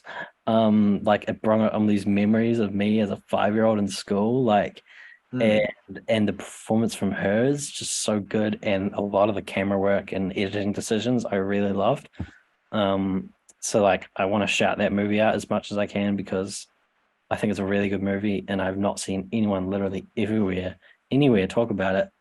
Um, but if I have to restrict myself to what is technically a 2023 movie, um, I'm just going to double check I'm not forgetting anything just going on my Letterboxd. Um, Sorry, did I say 23 or 22? 22. I'm talking about Well, you 2022, said aren't we? 23, but you meant 22. Yeah, I Yeah, know what you mean. I got that backwards. Playground is technically a 2021 movie that I saw last year, but, that came out. It was in the festival last year. It's had almost no distribution that I know of. So like most people won't have a way to watch it. But if you see it have a screening or you find a way to watch it, I highly recommend it. Year 2022. Yeah, I think the biggest one I wanted to shout out was Return to Seoul, which is another French movie. Although you might be fooled and think it's a Korean movie, but it's actually a French movie, about a girl who is Korean born but grew up French because she was adopted. And it's a story about her kind of going back and reconnecting, trying to find her original birth parents. Really interesting story. I love when stories kind of put you in these cultures that you're not familiar with, or at least I wasn't familiar with, and in a situation that you wouldn't have thought out before. So yeah, that's a really good movie I wanted to shout out. And if we're doing honorable mentions, I know we're not doing a best of the year, but we may as well use this as an excuse to say what the best of the year is. As an honorable mention of things again that weren't mentioned in Oscars, two films I want to shout out: Ali and Ava, which is a British film that I saw on the festival that is just really fun. It's a really fun movie, and it's got this kind of cute relationship at its core. And yeah, I just think it's such a likable movie that you should just watch it. And the other one I want to shout out is another French film. Man, French had good films last year. Called Smoking Causes Coughing. And it's a comedy sort of it's a like a gross, I guess it's a gross out comedy. Not in the same sense of Triangle of Sadness, which has some gross out comedy in it, but this is more of a things are so absurd that is what makes it funny. And you know, and I think I laughed the hardest I've ever laughed in my life watching this movie. Wow. I at one point was like struggling to breathe because I was laughing too hard. I had to really calm myself down. If you could find a way to watch this movie again as well, watch this movie. It's hilarious. Sweet. Yeah. Anything from you? I'm gonna be honest, I'm struggling on the film aspect. But I will, so instead what I'm gonna do is I'm gonna shout out a TV show. Oh yeah. I don't know if it's 2022. It's coming up 2020, might have been 2021, 2022. Yeah. Ted Lasso. Okay. Love that show. The latest Such a good season. show. Sorry? Was it just like the latest season that was really good? I watched both seasons, so Right. season 1 and season 2. Season 3 is coming out this year at some point. I'm not sure when. Absolutely loved it. Because like not only does it like deal with like, you know, like do like the comedy aspect of it really well, but even the like dramatic moments are like done really well, and performances as well. Like Ted Lasso has like a anxiety arc, Okay. which is done really well, which is good, you know, in terms of like relevance in terms of, you know, with people's lives and with the destigmatization of mental health issues, which is really good.